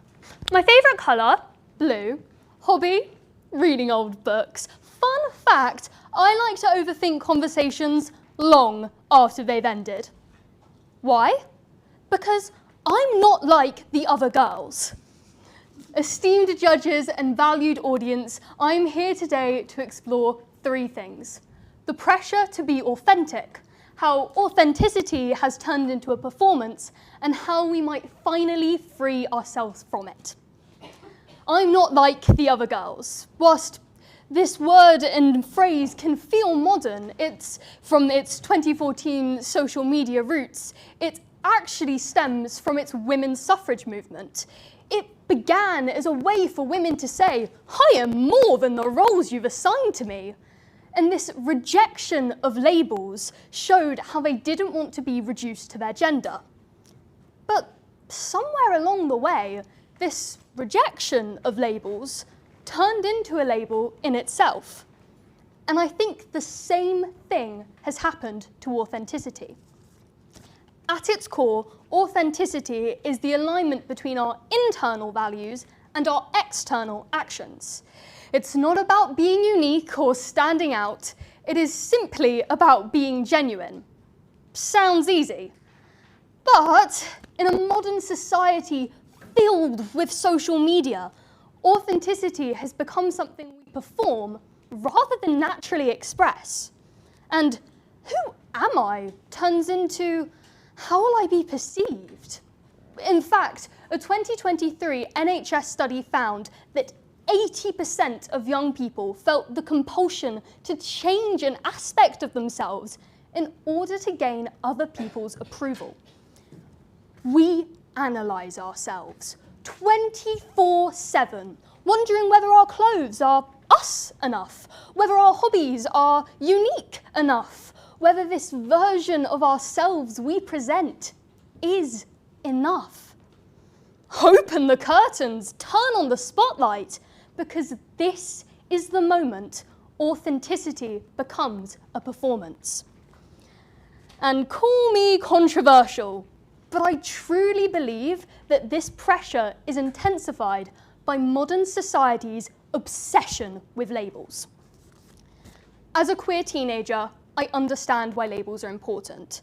Your identity can feel overwhelming, so finding a word to express your experience can bring genuine relief. But I also realized that once I found that word, I suddenly felt the pressure to perform them correctly. There seemed to be this expectation from others and from myself that I had to fit into what that identity looked like. And this journey that was supposed to feel so personal slowly began feeling like an audition for a role I had already been cast in. A role for which nobody gave me the script. When the labels that are supposed to describe us start to define us, it is a sign that this is not authenticity. The word authentic actually comes from the Greek authentikos and was usually used to mean original or genuine in relation to art. This shows that they were real and not copies. Human beings are, in many ways, copies. We are shaped by our parents, by our friends, by our culture. We share phrases, habits, opinions. We are influenced constantly. So the idea that there is one pure, completely original version of ourselves might not be entirely realistic. And yet, we still chase it. Because what we are searching for is not authenticity. Instead of just being ourselves, we perform this false genuineness in the hopes that we are liked and accepted. So, anticlimactically, the real solution to this performance pandemic isn't to try harder to be authentic, but to stop trying to prove that we are. I challenge you today to move away from the labels that define us, to see ourselves as our values and not about how we are perceived. Because in the end, I am like the other girls.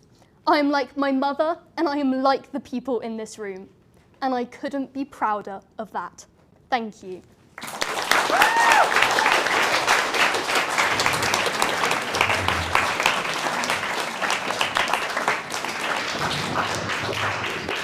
Thank you very much, Charlie, for that quite empowering speech. And I'd now like to hand over to Hamish, who will ask Charlie some questions and help us dive a bit deeper into her topic.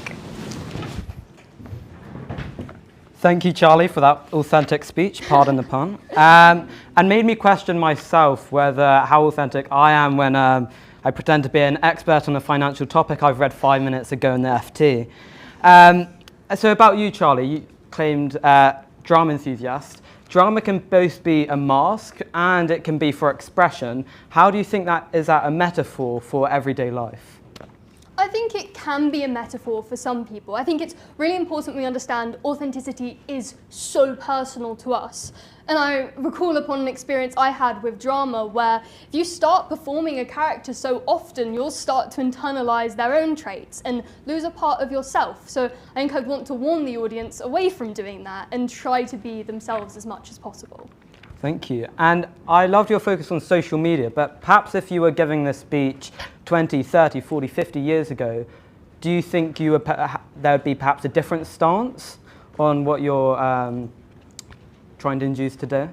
I think whilst technology has improved and the world has changed drastically, my stance would still stay the same.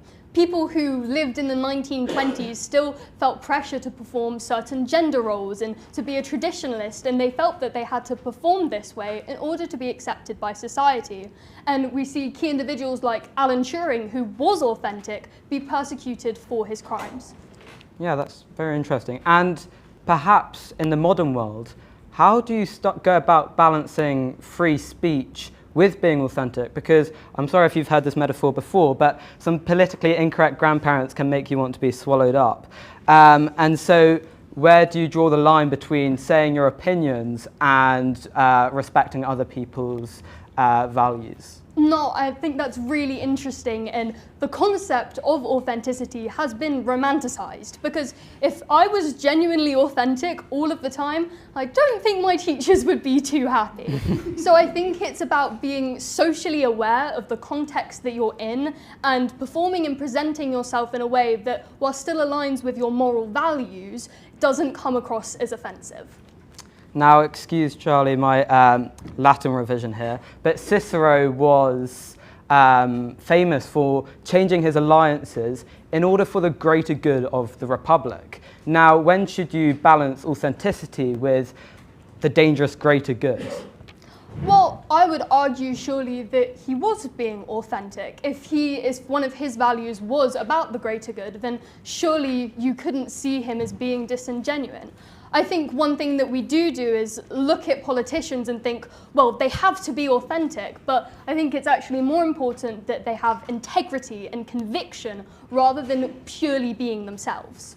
That's interesting what you say about politicians, because, well, while you're not the permanent Secretary of Education, I'd like to hear your opinion on if we're more authentic in schools and teach authenticity in schools, would that perhaps produce better leaders who are more concerned about change and less about just pure power and publicity?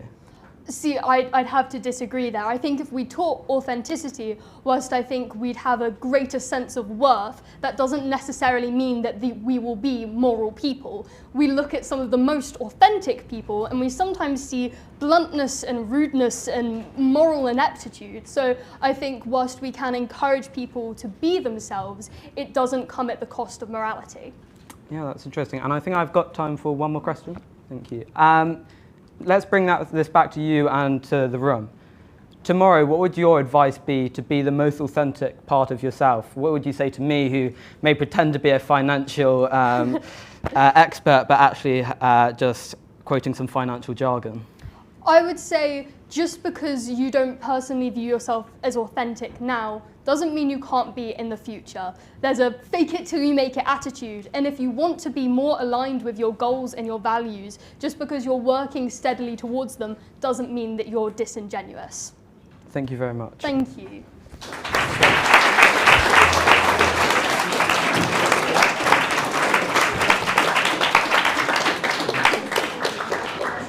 Thank you very much, Hamish, for some very insightful questions, and Charlie for those brilliant answers. I'd now like to open up questions to the floor. Does anyone have any questions? Yes. Sorry. Do you think it's more important to strive to improve yourself or to strive to keep to yourself and to be more authentic? Because in a world where we're taught to always improve and change upon ourselves, it's quite hard for us to not want to change parts of ourselves or just wish that problems would magic themselves away. Yeah, thank you for that really personal question, and I think we agree in that balance is really hard to maintain, but I'd like to stress that just because you're changing doesn't mean that you're not authentic. I think as long as you stay aligned to your values and why you're changing, the intent behind it is more impactful. So social media, if you're just changing because you want to look and be like somebody else, I'm afraid you're not being authentic, but if you're doing it to actively pursue your goals, then how could that not be authentic? A couple of years ago, I was made to take part in some teachers' training about authentic leadership. I left the session not understanding a word. Perhaps you could help me. Well, I'd say the concept of authenticity has changed drastically over time, so it's understandable why you don't possibly understand it fully. I would always go with the concept that authenticity is the alignment between our internal values and external actions, and not necessarily that there's this hidden part of ourselves that is purely authentic. So I think if you're not worried about authenticity, then props to you. You're probably the most authentic person in the room.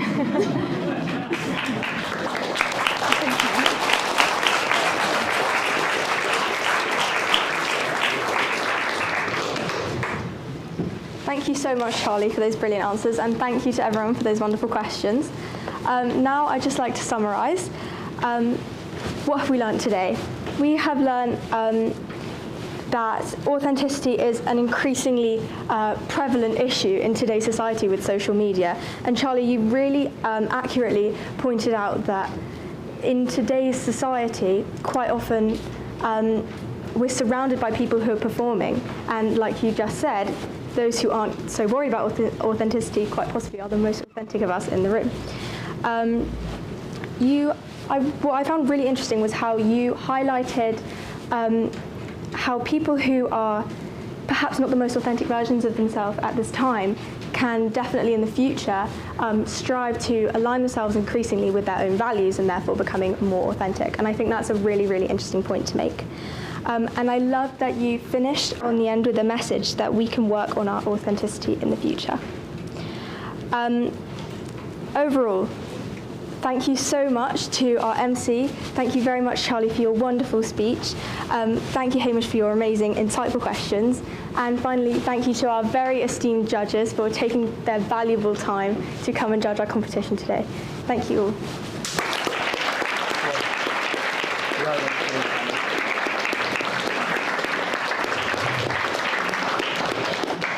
Thank you to our speakers, questioners, and chair. Well done, you guys. If you just pop your mics up and pop them on the squares in front of you.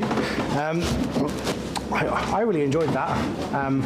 I don't know about all of you, but I think the question of authenticity, especially when it comes to learning the skills that we're learning here today, are really important. Many people can get like, I guess, caught up in this idea, like, I'm learning the skill to intentionally like present a certain thing, and that might not be me. But certainly you did, and I think you did this incredibly well. I don't know if anyone else saw this, but she used a lot of the skills that we actively teach in public speaking to engage all of you to make her point more her. She's not just any girl. And these kinds of little actions just accentuate who we are. And just because you guys are learning how to use those skills, just because you are learning how to do it, doesn't mean that you're not being authentic when you use them, because it's being intentional. And I thought that was really well done. Even going through to our questions, when you were asking questions, and you were, one, there was a lot of humility in the way you asked some of those questions, but also just the act of bringing them in, I think just speaks to this idea of like how we authentically engage. I really like that. It was almost like a meta topic, so I really enjoyed it. I like meta things. But thank you to our teams. We'll head on across. I'll now bring out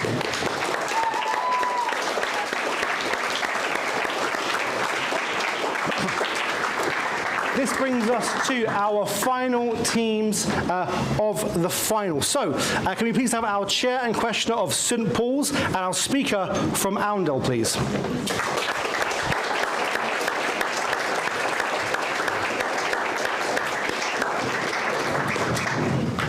Feel free to get mic'd up. Either of you need any more glasses? Yep. There you go. Do you want one? I'll pop it here.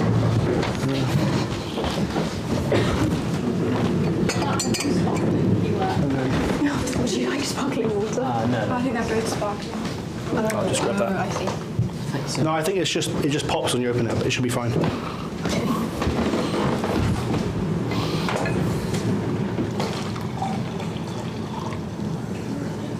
Maybe it is, I don't know. I didn't pour it, that's not me. Perfect, can we please have now you all set up with the mics?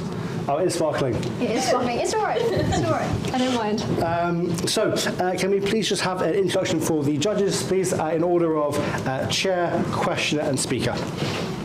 Hi, I'm Evelyn. I'm from St Paul's Girls' School and I'm the chair. Hi, I'm Lily. I'm from St Paul's Girls' School and I'm the questioner. Hello, I'm Ansel. I'm from Oundle School and I am the speaker. Speaker. Perfect. I'm just good to go. Perfect, amazing. So, same rules as all the other rounds. For the chair, your time for the overall team will begin when you start engaging the room. Your time will begin when you start speaking. If you could predict the future, would you? Imagine every twist and turn of life perfectly mapped out in front of you. Every astrophysics question possible in a neat list, ready for tomorrow.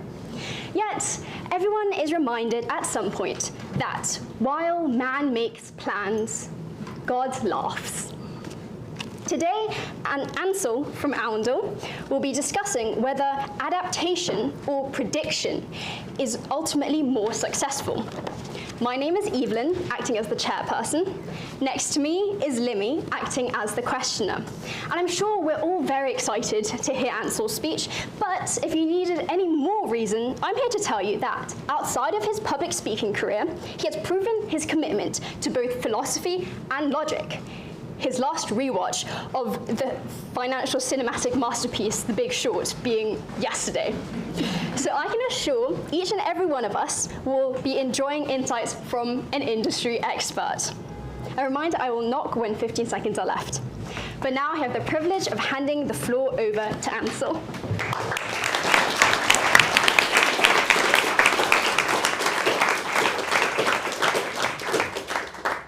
Right now, without saying anything out loud, you've already formed an expectation of what comes next. Not just for this speech, but for the next minute, the next hour. You don't know what will happen, but your brain is trying anyway. And that instinct to predict what comes next is exactly where I want to begin. Because today isn't really about prediction, it's about something more uncomfortable. Adaptation. And before we go further, let's test that instinct. Right now, you've already built an expectation of how this speech will go. And now you're checking if you're right. So, let me ask you this, silently. Are you right? Some of you look very confident. It's almost like you've seen the speech before. And if we're going to understand why, there are three things shaping this: where prediction works, where it breaks, and what takes over when it does. Prediction works when the world behaves. And nowhere do we see this better than in the financial markets. Entire industries are built on it. Models, forecasts, algorithms, all trying to answer one question. What happens next? Until it doesn't. In 2008, those predictions didn't just fail, they collapsed. Trillions disappeared, not because people weren't intelligent, but because they were too certain. They believed the system would behave the way it always had. It didn't. And that's the uncomfortable truth. Prediction only feels like control when the world cooperates. It depends on one fragile idea: that tomorrow behaves like today. Markets don't promise that. Life doesn't promise that. Even culturally, we see the same tension. King Charles recently joked that without certain historical twists, Americans might still be speaking French.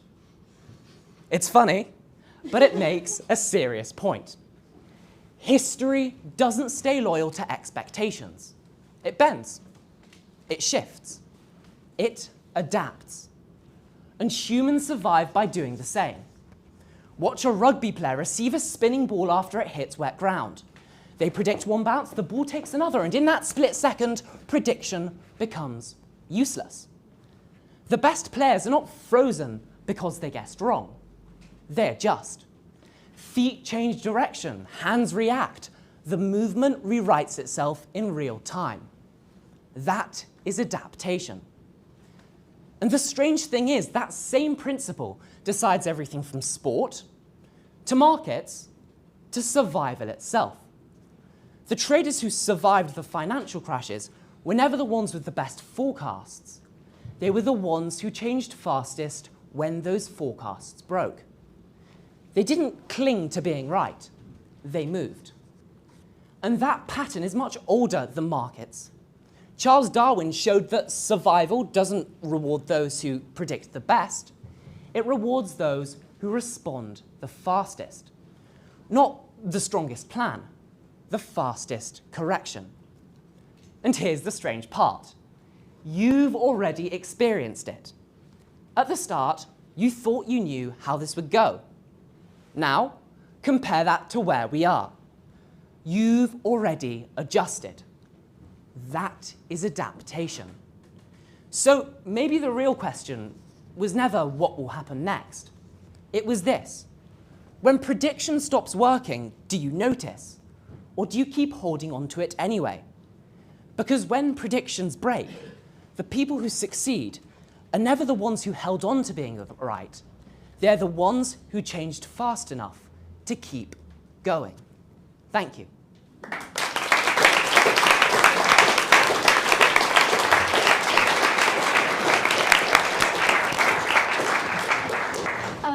Thank you very much. But it's now Limmy's turn to question Ansel.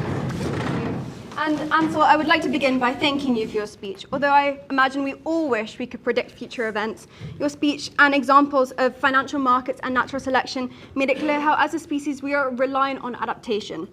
However, this adaptation is often out of our control, so I wanted to bring your speech back to a more personal point.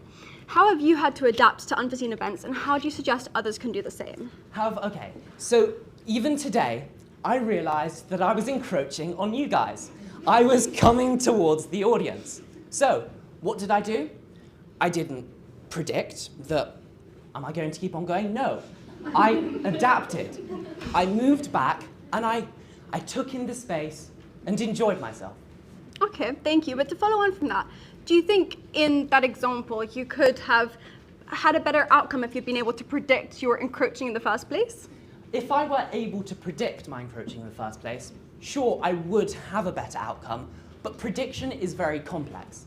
I'm going to give you the example of in 2008, only one person managed to actually predict the financial crisis, Michael Berry. So, he managed to predict that due to housing rates, the bond rates, the markets would crash eventually. And what he managed to do, he managed to analyze numbers and predict the outcome. This is incredible, and it's incredible to have this ability to predict, but he was the only one who managed to predict. Every other famous trader who made money off that trade only adapted off his original prediction. So whilst, yes, if I was able to predict there would be a better outcome, it is very hard to be able to predict. Oh, that perfectly segues onto my next question, because there were people who predicted this crash. And do you think if we place more value as a society on these predictions, we could better respond to or prepare for events? So if we place more value on the idea of prediction, sure, we may get some events right, but personally, I believe, due to the aforementioned complexity of them, it's very hard to predict. So I'm going to bring in Nassim Taleb's Black Swan theory, which if you were in my first speech, you would have heard me ranting on about. In Nassim Taleb's Black Swan theory, what we saw is, in Britain before we colonised Australia, the only swan we knew of was a white swan. But then in the 18th century, when we eventually colonised Australia, we discovered the black swan. Due to our only perception being the white swan, we thought, therefore, all swans must be right. A bit of logic for you. And then what we did was we misrepresented this fact and thought of it as an objective truth. This sort of shows that whilst, yes, it may be beneficial in some cases to teach and preach prediction, in most cases, due to historical miscertainty and us as a people thinking that history rhymes, not repeats, we sort of are disingenuated from what prediction actually is. Thank you. And early in your speech, you mentioned that we as a species have the instinct to predict. But if, as you've said, prediction is futile, then why do you think it's so deeply ingrained in us? So that's an idea of natural selection. Imagine us 5,000 years ago. A caveman, right here, right happy, and over there, a big, scary, woolly mammoth. I walk out of my cave looking for some food, and what do I see? This terrifying, massive beast. This beast comes towards me, and what do? I adapt. That shows why it's just so rooted in our evolution due to that idea of Darwinism that I touched on lightly in my speech. Thank you. And finally, is adaptation not intrinsically linked to or based off prediction? So what you just picked up on there is the paradoxical idea of adaptation and prediction. So essentially, adaptation depends on prediction. So imagine I'm in this room, I'm giving my speech, and a massive helicopter just crashes through the window. Rare, but could happen. What I'd adapt. Sure, but to adapt, I have to make that prediction on whether the helicopter's coming in here. Do I have to move this way? Do I have to move this way? Do I have to move this way? I have to make that prediction. And in the same way, prediction depends on adaptation. So, to predict, if I want to sell or buy a stock, imagine I put all my life savings into Apple, and suddenly, boom, the stock market crashes. What do? I have to adapt to the stock market sentiment to understand my prediction. I think that might be all that we have That's time great, for. that's fine. But yes, so thank you both for that conversation. But now it's everyone's favourite time for some audience questions. Yeah? You mentioned adaptation and survival at the initial dawn of human time, caveman. But do you not think that prediction nowadays is more crucial for human survival? For example, scientific prediction of natural disasters in some regions of the world. Okay, so what I think is yes, there is this importance that's placed on prediction, but there's also the danger of over-reliance on prediction. What we're seeing this in right now is through the use of AI. AI is a brilliant tool that sort of combines the idea of an analyst, a quant, and a cultural insight analyst all into one. And what does that do? It allows proper prediction, yes. But the problem with that is just the general human tendency to have this over-reliance on prediction, and that's where it really becomes dangerous. So I'd say that due to the natural sentiment to over-rely on something as a human, that we need to focus on the ability to adapt, as it's so much more transferable. You see, I was predicting that and adapting when I got those sentences wrong. Unfortunately, I do think that that is all that we have time for. But thank you for your contribution, and thank you to Ansel for answering. To finish, Ansel spoke about the ever-present yet uncomfortable need for constant adaptation in all areas of life.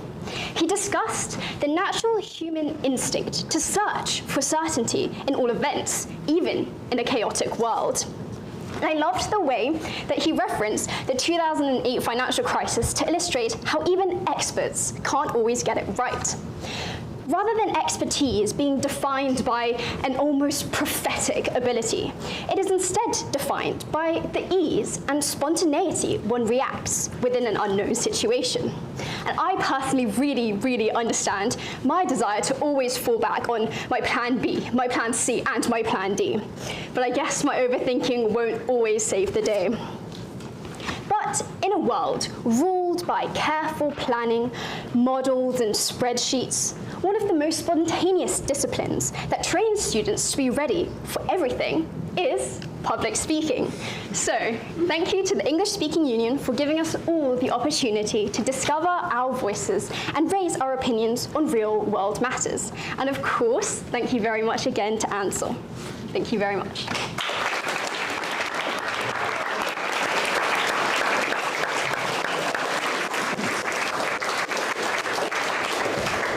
Thank you to our final team just there with an amazing speech on adaptation versus prediction. I really like that. I've been adapting on the spot all day. I'm really excited about the fact that you think if a helicopter came through that window, you could dodge it. I'd scream, personally. I would scream my head off. But no, I thought that was an excellent speech. And I really like the two things with that I really enjoyed. And actually, so I didn't want to go on about too much was the sharing today. So I didn't want to say a lot of the same things over and over again, because every single chair that has been here today has shown up my ability to do this every single time. You've all done an amazing job. But there was a question that came up about the importance of prediction and how the paradox of even when I'm adapting, even when the rugby player tries to catch that ball, you kind of make that assessment. And that was something that I was questioning as I was going through. So the fact that you caught onto that, and that is quite a high level question. I thought it was really well done. And I quite liked your answer off the back of it to kind of go through the paradox and how it then how they match up and how they compare. And even if you're going to score this prediction, we are still adapting on the spot. I really did enjoy that. The other thing, just from the chair, and this is something that I think goes to all of the chairs today. I didn't want to say this after every single round, but something that we saw done brilliantly here by Evelyn is the control of time. Controlling time, especially in events like this, is incredibly important to keep things going. We are technically overrunning by 5 minutes, so they've all done a better job than me. It's very hard, especially when you have to step in and cut someone. And that's what you did here really politely, really effectively. effectively. And it's something that stands out as just the sign and mark of a good chair. To kind of go, look, you've had your time now, can we kind of put it back in? So I just want to say a huge well done to you there. That brings us now to the end of all of our speeches. I want to say a huge well done to all of the teams that spoke today.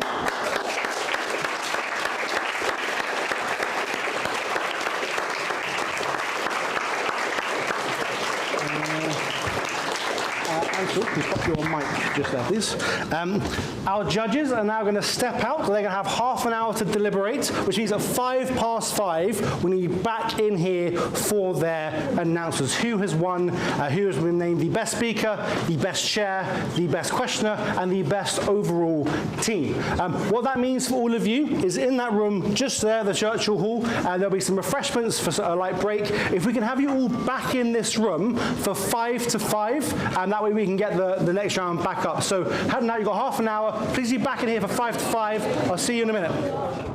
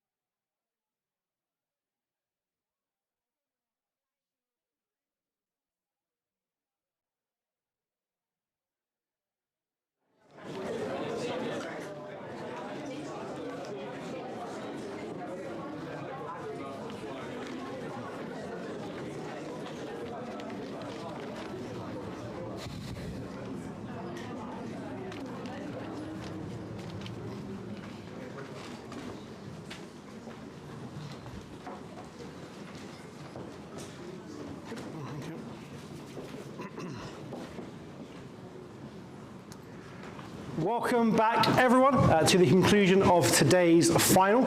In a moment, we'll hand over to our chair judge, Anita, to run through the announcements, give a little bit of overall feedback before we then hear from the Director of Education for the ESU, Louisa Searle. But before we go through all of that, there's a few things I want to just run through before we get onto the voices and the faces behind the students today. But something that I saw throughout every single speech, and that was confidence. Today, not only in the room, but on the cameras on the live stream, we were watched by 250 additional people. And I don't know about all of you, but I'm actually quite a nervous public speaker. Hopefully that didn't come across. But I get very nervous. And the thought often of there being a camera in the room makes me even more incredibly nervous. And the fact that all of you got up and you did that in such a wonderful fashion at such young ages, I think is genuinely amazing. And I want to say a huge well done to all of you who not only did that in the finals, but got involved in the semi-finals and rounds beyond. Because to be able to have got up at your age, I would never have done it. So I just want to say a huge one from me to all of you. That was genuinely amazing. And on the topic of courage, for many of us who, like me, are quite nervous, sometimes we need a push, we need a mentor, we need someone there to guide us. And today, as part of a partnership with the Rutland Foundation, there are the ESU Rutland Foundation Awards, which are going to the teachers, to the minds and the people behind you guys coming through this program today, the people that have supported you, have helped to teach you, have been there through you through the ups, the lows, for everything. So today, before you leave, on your brochures on page 11, there is a QR code. That will let you cast a vote for your school, for a teacher that's been particularly helpful for you, so that they can be, I guess, acknowledged and awarded for the work they've done. And it's very important that all of you, and anyone who's still watching at home, that you do this so that your teachers get the recognition that they deserve, because without them, without the work that they put in, I think many of us would agree, we may not have taken the first steps it took to get involved in public speaking, to give this a go. So I want to say a huge well done to the teachers that have been there along the way.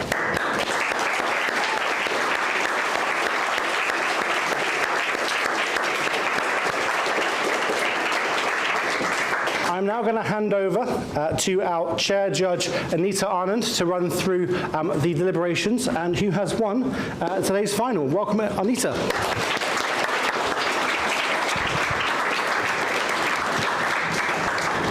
Thank you so very, very much for what has been a really interesting, challenging, thought-provoking afternoon. And I can only second what's just been said. It takes courage to be up here. It takes nerve to be up here, and it takes hard work to be up here. Now, I did mention that I'd done this competition before. What I didn't do, which is actually really not like me at all, is boast about the fact I won it. So let me put that right now. In 1991, I won the Best Speaker prize for this very competition. And what I wanted to say to you is that I really remember exactly how it felt to be in your shoes. That as soon as I sat down, I was thinking back on all the sentences that had come out of my mouth and was absolutely convinced that they came out too fast and yet also too slowly. So, you know, whatever you're feeling right now, I want you to know that the scoring will attest to this, of these very fine judges here who have a lot of experience.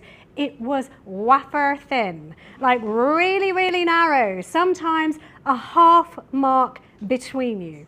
So it was hard. I wanted to also tell you that this is just the beginning of your journey, whether you leave with prizes today or not, because I can tell you that everything that happened in my career, this is also not like me, I didn't boast about what I did for a living, so let me put that right now. I am a journalist, I work for the BBC, I do podcasts, blood bless your heart for loving it, and I write books about history.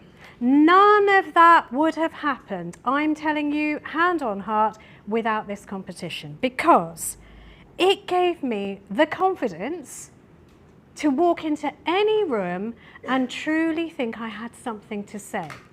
It gave me the chance to practice a skill which is going to serve you for the rest of your life, which is to question what you hear.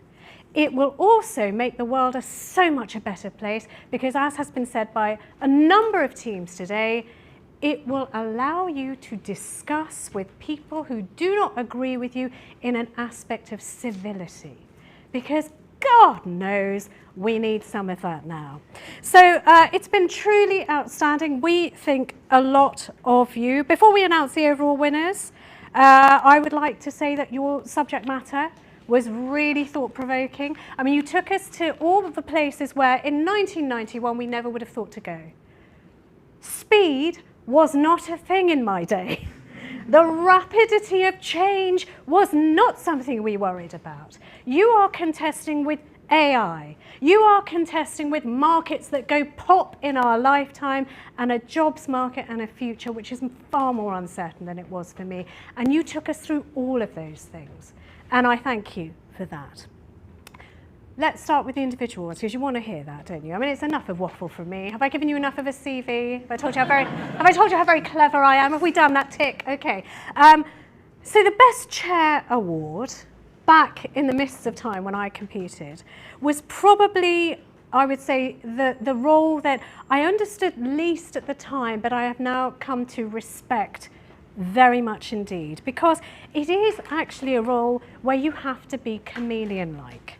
You have to be charming, but you can't be overpowering. You have to fit in with any situation. You have to hold this room without throttling this room. And you have to make us feel good. The best chairs are the ones who make the speaker look good, but make us feel good, like we're included in this experience. So you need an authority. You need to be light on your feet. You need to be charming by the bucket load.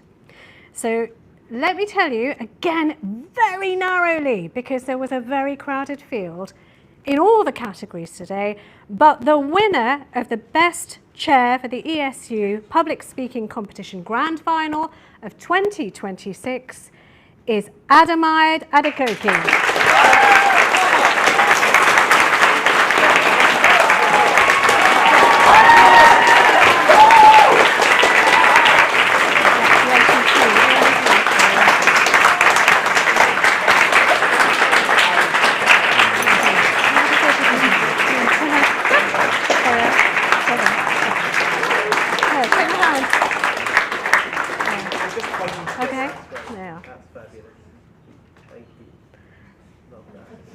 Okay, thank you so much. Oh,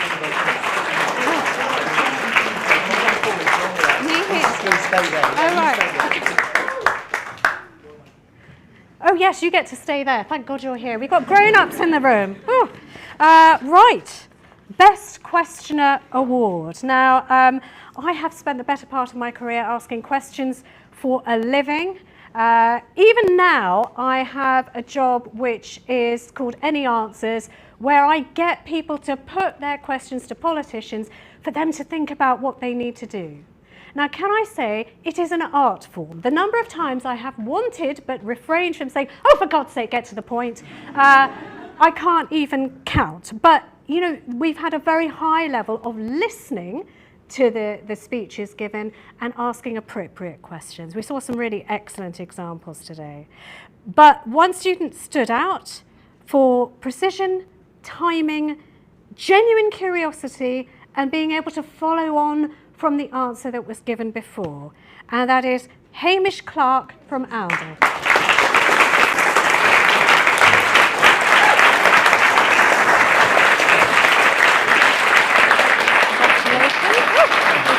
Thank you very much.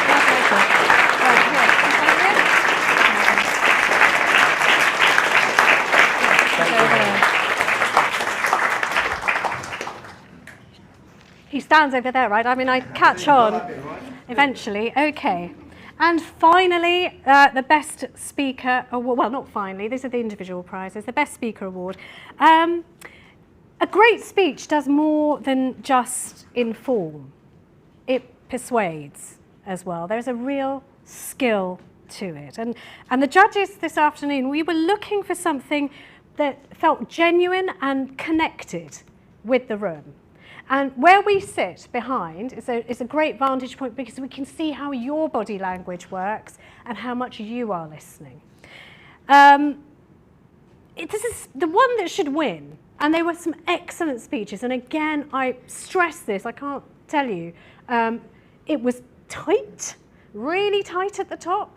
But the one that we sort of thought about was the one that you will think about on the way home. One that might sort of, fill your mind on the trains, planes and automobiles, whatever it is that's going to take you home. And the one that we decided was worthy of the Best Speaker Award for the English Speaking Union Public Speaking Competition Grand Final of 2026 is Charlie Huntley.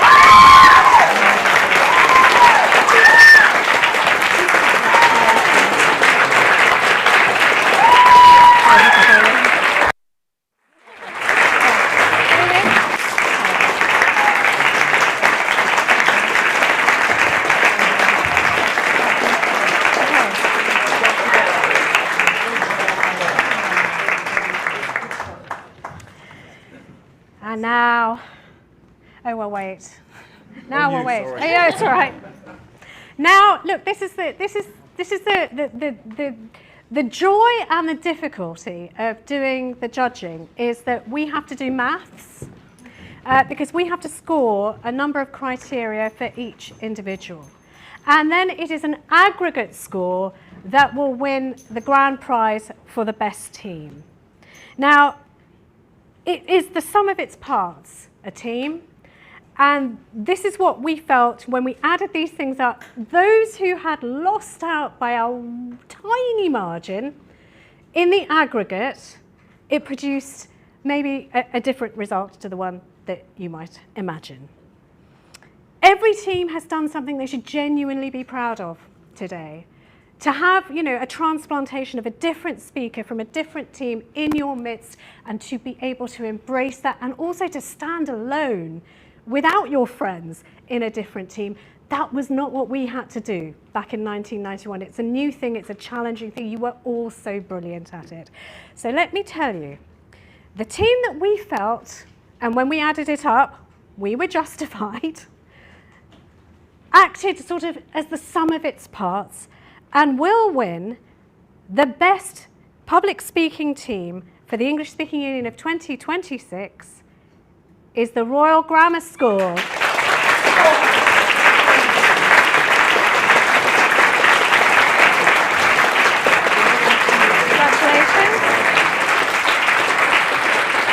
Congratulations. Congratulations. Okay. Congratulations. All right, okay. Just stand over here. There we go. Just stand here. There we go. Okay. Look natural.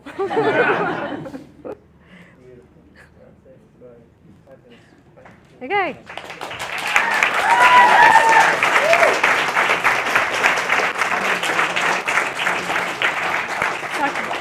Shall I say one more thing? Okay, great. So thank you all very much indeed. I'm going to hand over to, you have been doing a brilliant job, by the way, of chairing this entire proceedings. The judges will be sticking around. We'd be very happy to chat to whoever wants to come and talk to us because you have all been magnificent. Please believe me, this was a really tough competition to judge. It was hard, but it really does feel like a privilege. So thank you all very much indeed.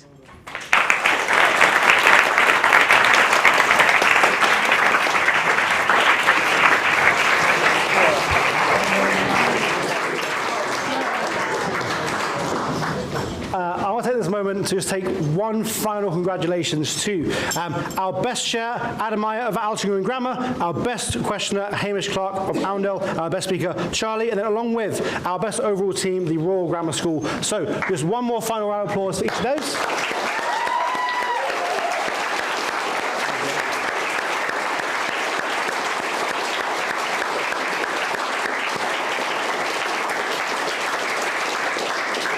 And it is now my pleasure to introduce a very important person, someone who, without them, we wouldn't be able to have the competitions like this. It is the ESU's Director of Education, Louisa Searle. Welcome. Thank you very much. Thank you. I have to say, being given the last speaking slot on an afternoon of public speaking seems to me to be a truly rough deal. I won't keep you very long. It's been a long afternoon and it's very warm in here, but I'll just close the event with a few words. Today, as I was listening to all of you speak, I was thinking about the origins of this charity and why it was founded. And it was founded in response to the First World War, by the destruction that the founder saw towards its end in 1918, as he reflected on the implications of the deterioration of civil debate and constructive dialogue. And when we look outside beyond Dartmouth House at the world outside, I think that mission is more important than ever, and so this charity is needed more than ever. But we need you more than ever. But as I listened to you thinking and talking and listening to each other, engaging with some complicated ideas, using your talents in a way that is collaborative and constructive, I felt a huge amount of hope. Because I think that the world, in fact, is in pretty good hands, if indeed those hands are yours. So thank you for this afternoon to you, the students, for giving us such a fabulous display of your talents in public speaking. I'm now going to thank a few more people, and I know I'm just going to run through them, and then we're going to give them all a big round of applause at the end. So my first thanks goes to the teachers who made it possible for you to be here today. It is the first day after the half term. It is about to be the really crazy exam period. I've been a while since I was in the classroom myself, but I remember how much is going on at the moment, and I know their passion and dedication has brought you here, as has the support of your parents, who I can see have come to support you today. The next thanks I have is for the ESU judges and competition leads who have judged and given you feedback all the way through from November. They turn up, they support us, and we are really grateful to all of you who pitch in to make this possible for these young people. I'd like to thank the ESU Central team, both the education team and also the engagement team. We are a small organisation and they work so hard to make sure that events like today, but the whole year, is as enjoyable and as supportive as it can possibly be for you. And then finally, I'd like to say a big thank you to our fantastic panel of judges who have given up their time this afternoon in their busy lives to come and listen to some talented young voices here today. So can we have a big round of applause for everyone?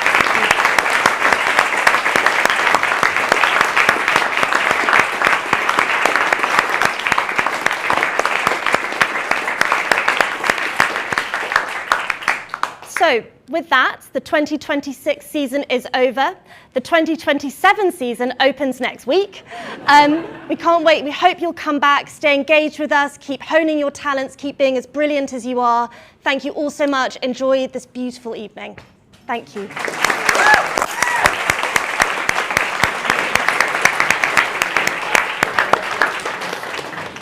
I saw you in the semis and I thought you all three